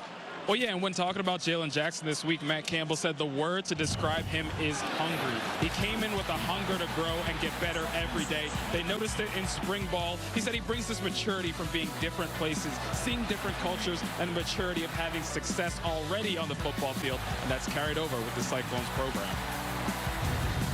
Yeah, remember, Tim, I go in the meeting, I said, hey, he's getting a little bit more, and he's proven that he is a talented back in his backfield. I think he is perfectly suited for what the offensive line is capable of. Hard to get him down by yourself, but Matt Jones did that time. Stop back at the 26-yard line. Well, it'll be 3rd down and long. Jones was not going to let go that time. Oh, yeah. Just right through the middle of the offensive line and said, no, no, no. I've seen what you've done to everybody else. You're not doing that to me. Enough is enough. Yeah, 3rd down and 8. By the way, if Iowa State goes on to win this game, they would be 5-0 for the first time since 1980.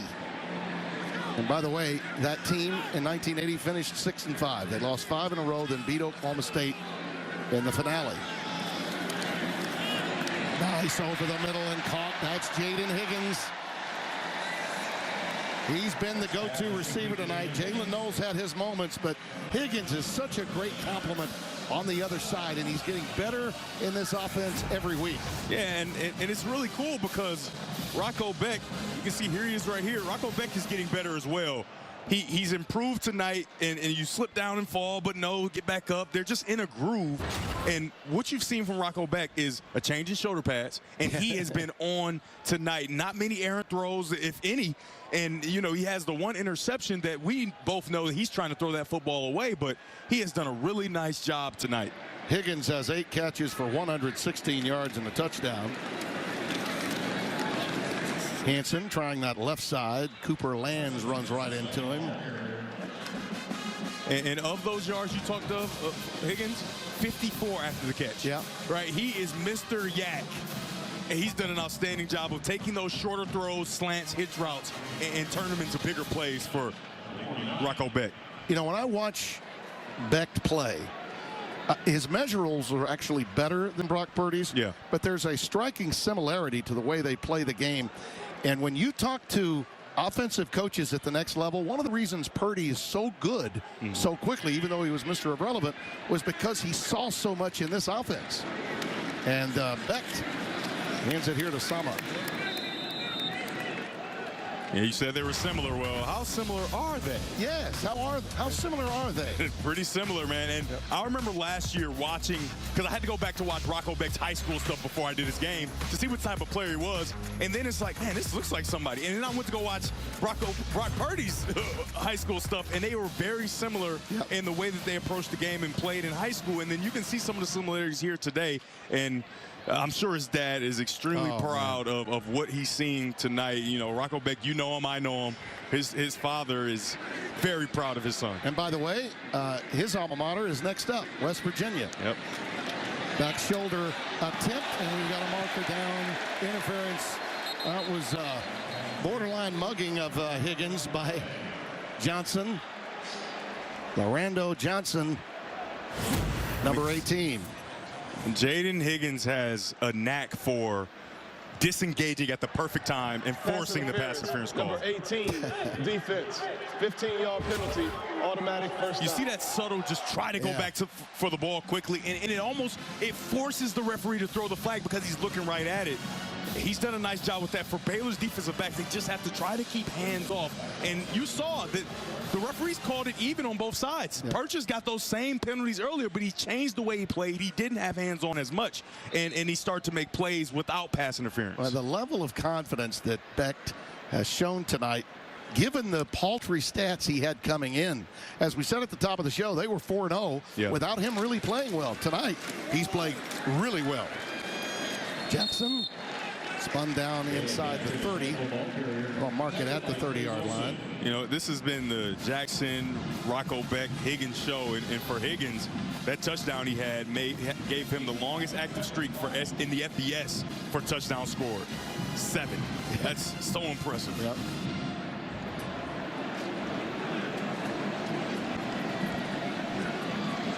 By the way, I know you've never been a defensive back. I know. But your boy T-Rich has. Yeah, and I'm telling you. Richardson's, it gives you a headache, man. Ask him. Hey, you out there, you got 13 targets to Higgins, you know, and he's got 50-plus yards after the catch. It's devastating is what it is. If you had thrown it to him more at Michigan, he would have never been a defensive back. Sama It was a nice little move as he tried to cut it back inside. You know, that's one of the things that they're going to have to work on with the emergence of Jackson. And Hanson's had a great night, too. Yeah. But they got to feed and fan Abu Sama as well, because he's a big ticket back as well. Yeah, and I think he's going to continue to improve, right? Remember, he had such great success early, but he's still a young back. So much younger. Yeah. Pistol formation being used here. Got man-to-man, and they're bringing pressure. And they moved the tight end, Brahmer, who had that big catch in the first half, into the slot. And to the edge goes Hanson again. Marker down. They're going to get a hold. I don't know if I like it, though. Yeah, defensive holding, a preliminary indication. It's really come apart for Baylor after that opening drive, then a return to sender by Iowa State, and then that really awful 4th and 2. They failed to convert an interception. Holding, number 98, defense. The 10-yard penalty will be added to the end of the run. Automatic first down. Tim, people at home are going to wonder, well, how can a defensive lineman hold? Well, you hold on to the offensive player to make sure he can't get to the second level. Watch number 98 grab so that they can't get to his linebackers. Now, it's a good thing to do, but you can't get caught, right? So they get caught grabbing and holding on so the offensive lineman can't get to the second level, and that's where you get a defensive holding call. Now, when it's not in the back end, of course. Well, the passing game opens up when you're averaging over 6 yards per rush. And that's what Iowa State's done tonight. Hanson. Oh, my goodness. Hanson. Almost to the end zone. Brooks Miller, 41, senior from West Monroe, Louisiana, drags him down. Tim, does it feel like to you that Jaylon Jackson's performance is really helping others emerge? Yes. Right? It's almost like that healthy competition in a running back room where Hanson's like, I'm not going to allow you to just have all the shine, right? That's an outstanding, that's a play you would think you would see from Jackson, where you get up on the safety and spin move off to try to continue going down the field. Well, Hanson's 5 yards away from a 100-yard night himself. Wow. Jackson has 107. He has 95. And I think they're aware of that, trying to get him the ball and maybe an opportunity to get into the end zone. I mean, you have to, right? This offensive line has earned it, right? That's something for Hanson, of course. He'll get his 100. But that's the offensive line being able to have 2 rushers that have 100 yards. That's impressive. By the way, while we're watching this, and we were really looking forward to this game, frankly thought it would be a lot closer. But that can happen emotionally to a team like Baylor that's been on this bad streak. It's a couple bad bounces here or there. Absolutely. And Baylor would have been in this game. But think about next week now in Morgantown. How much fun will that one be? Who's going to be there? You going to be there? I think we'll all be there. Hanson burrows ahead, looking to try to get the first down. I'm not sure he made it. I think he might be a little short. But Garrett Green and company, Neil Brown's got that team. They've been a little bit of a Jekyll and Hyde act, but they were really the right form of that in Stillwater today. It's good to see Rocco Becht get back to form. And I said it in the open. I thought that he would, right? A little more healthy, got his shoulder pads changed. And I'm actually upset with Rocco. And I'm going to tell you this right now. As a quarterback, you don't just change stuff. Coming into the season, he just started wearing a new pair of shoulder pads. What are you doing? 4th down, and they're going to go for it. Young quarterbacks out there, if you got some stuff that you like, don't change your shoulder pads. And it looks like it's worked for Rocco. 3 tight ends in the game. Hanson, the lone setback. He was looking at drawing off sides, and not going to happen, so he gets a timeout. Or did they call the penalty instead? I think they may have done that. Nope, they got a timeout. Prior to the play clock expiring, Iowa State takes their first charge timeout of the half. Media timeout. 40-21 our score. More on what lies ahead, not only tonight, but in the future when we come back. Kyler Murray and the Cardinals take on the aforementioned Brock Purdy and the Niners. Check for the game in your area only on Fox and the Fox Sports app. Well, they decided to go ahead and go for the field goal here. Kyle Conrogry from 22 yards out.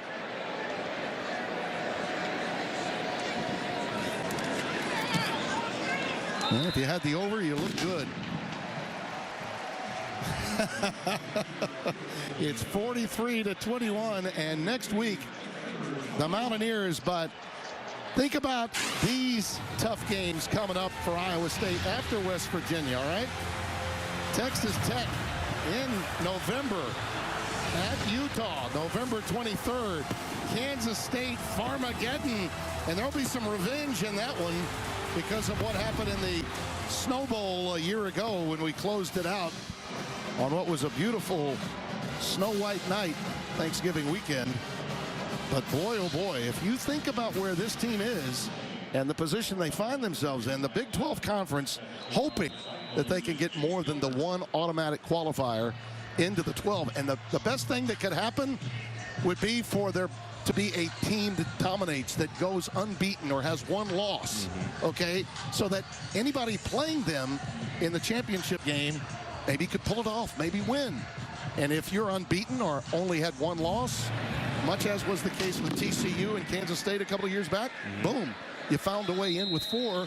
Could you find your way in with 12 by getting 2 teams in? On the other side, it's going to be very, very difficult for that man, Dave Aranda, to turn this thing around. And, you know, he's a heck of a coach and a guy that knows how to win. Right now is just struggling to find some consistency in the run fit area, obviously, and defensively they've been abused a bit tonight in the passing game. Yeah, we talk so much about winning in the margins, and Baylor tonight just hasn't been able to do that as well as their quarterback played, and to be honest, one mistake was made. It just seems like at every turn they can't find that extra to just get the plays done right. You want to punt the ball away. Well, the ball snapped on the ground and you can't punt it away. It's blocked and it's gone back for a touchdown. Flips the momentum. And so there were so many momentum changing plays in this game that Baylor was on the wrong side of. They were. We're at the 2-minute timeout. All Iowa State in the second half after falling behind very early. Whiteout night has been a success. Fantastic. The time of the year when homecoming is being celebrated around high schools across the country. Love to see the young people out of all ages in this football-starved area known as the heartland of America. Robertson's pass incomplete. Boy, was he getting some pressure. I mean, right in his face before letting it go. Iowa State has 535 total yards tonight. Baylor with 329 total yards. Listen to this. Sawyer Robertson has 282 of those 329. He's accounted for that much. He's been special tonight. Like I talked about, it was the one mistake. If he runs against that first down, I'm sure they're going in that drive and getting the end zone. They've moved the ball, and it's been on his shoulders, and that's what it's going to be throughout the season. He has to play mistake-free football. Pendergrass. A couple yards shot of the first down. The clock goes tick, tick, tick, tick. Hey, we got a great one coming up next, partner. In Lubbock, Texas, Connor Onion and Mark Helfrich, Allison Williams standing by to bring you Texas Tech and Arizona. That will be a fun game. It may last a while. I hope they... Well, it's going to last a while. I hope they ate. You know, sometimes, I'll forget to eat and you're doing these late games. Well, by the way, the Overton Hotel in Lubbock is wonderful. Yeah. Great place to dine, and I'm sure that they got some really good food. Oh, the game's in Arizona. Oh, excuse me. Game's in Arizona. Yeah, Tucson's great. Tucson's great. Yeah. Little Abner's is a wonderful steak place outside. Brad will tell them where to eat. And by the way, the Overton's, I'm sure, busy tonight, even though they're not at home. Yeah. Should have known with the late start. Matt Campbell. Look at this consistency over time. 6 winning seasons, 3 Big 12 Coach of the Year awards. And he's done it with style and humility. Yeah, he has. And I remember talking to him a year ago and even the year before that, where you kind of ask him, do you ever want to leave, right? Your name floats around all the time with all these coaching jobs that come available. And he's like, I love it here. I love it. I love building young men, and he's done an outstanding job. Like I talked about early in the game, they never panicked. Baylor had their number early in this football game, and they never panicked. And, Haycock, who he was hugging there, the guys that, people on his staff for the most part. He's had some changes at OC, but Aycock's been with him all the way through. Guy that spent time at West Point. That was Easton Miller carrying it, and J.J. Cole got in there at quarterback, and fans here are happy to see the big 6'7", 240-pound freshman from Ankeny, Iowa. Another Elite 11 kid. You know them all. Yeah. You never miss an Elite 11. Man, it's great. Get a chance to see what they will become and see the stars of tomorrow. Brian Stump does an outstanding job. Student sports, putting that on. And the crowd is going to let you know how happy they are to have had a successful whiteout night as they handle a Baylor Bears team that was hungry and played them off their feet, really, for the better part of 3/4 of this game. Yeah, I mean, Baylor came in with a really good plan, and the plan was Sawyer Robertson take us to the promised land, and he played a really good game. He was poised for the majority of it, but the defense for Iowa State started to get pressure. They started to get him a little bit rattled, and he made one big mistake, and that's all she wrote. Our thanks to our producer, Jake Jolivet, director Dustin Dente, Josh Franz, Warren Sales, our BAs, Andrew Wolf, our AD, Jonathan Dale, Danny Ching, Raul Bonilla, and Mark Ancliffe, all of the guys in the truck. Many thanks to them. We'll take you to our studios in Los Angeles for more college football coverage after this. We'll see you next week in Morgantown.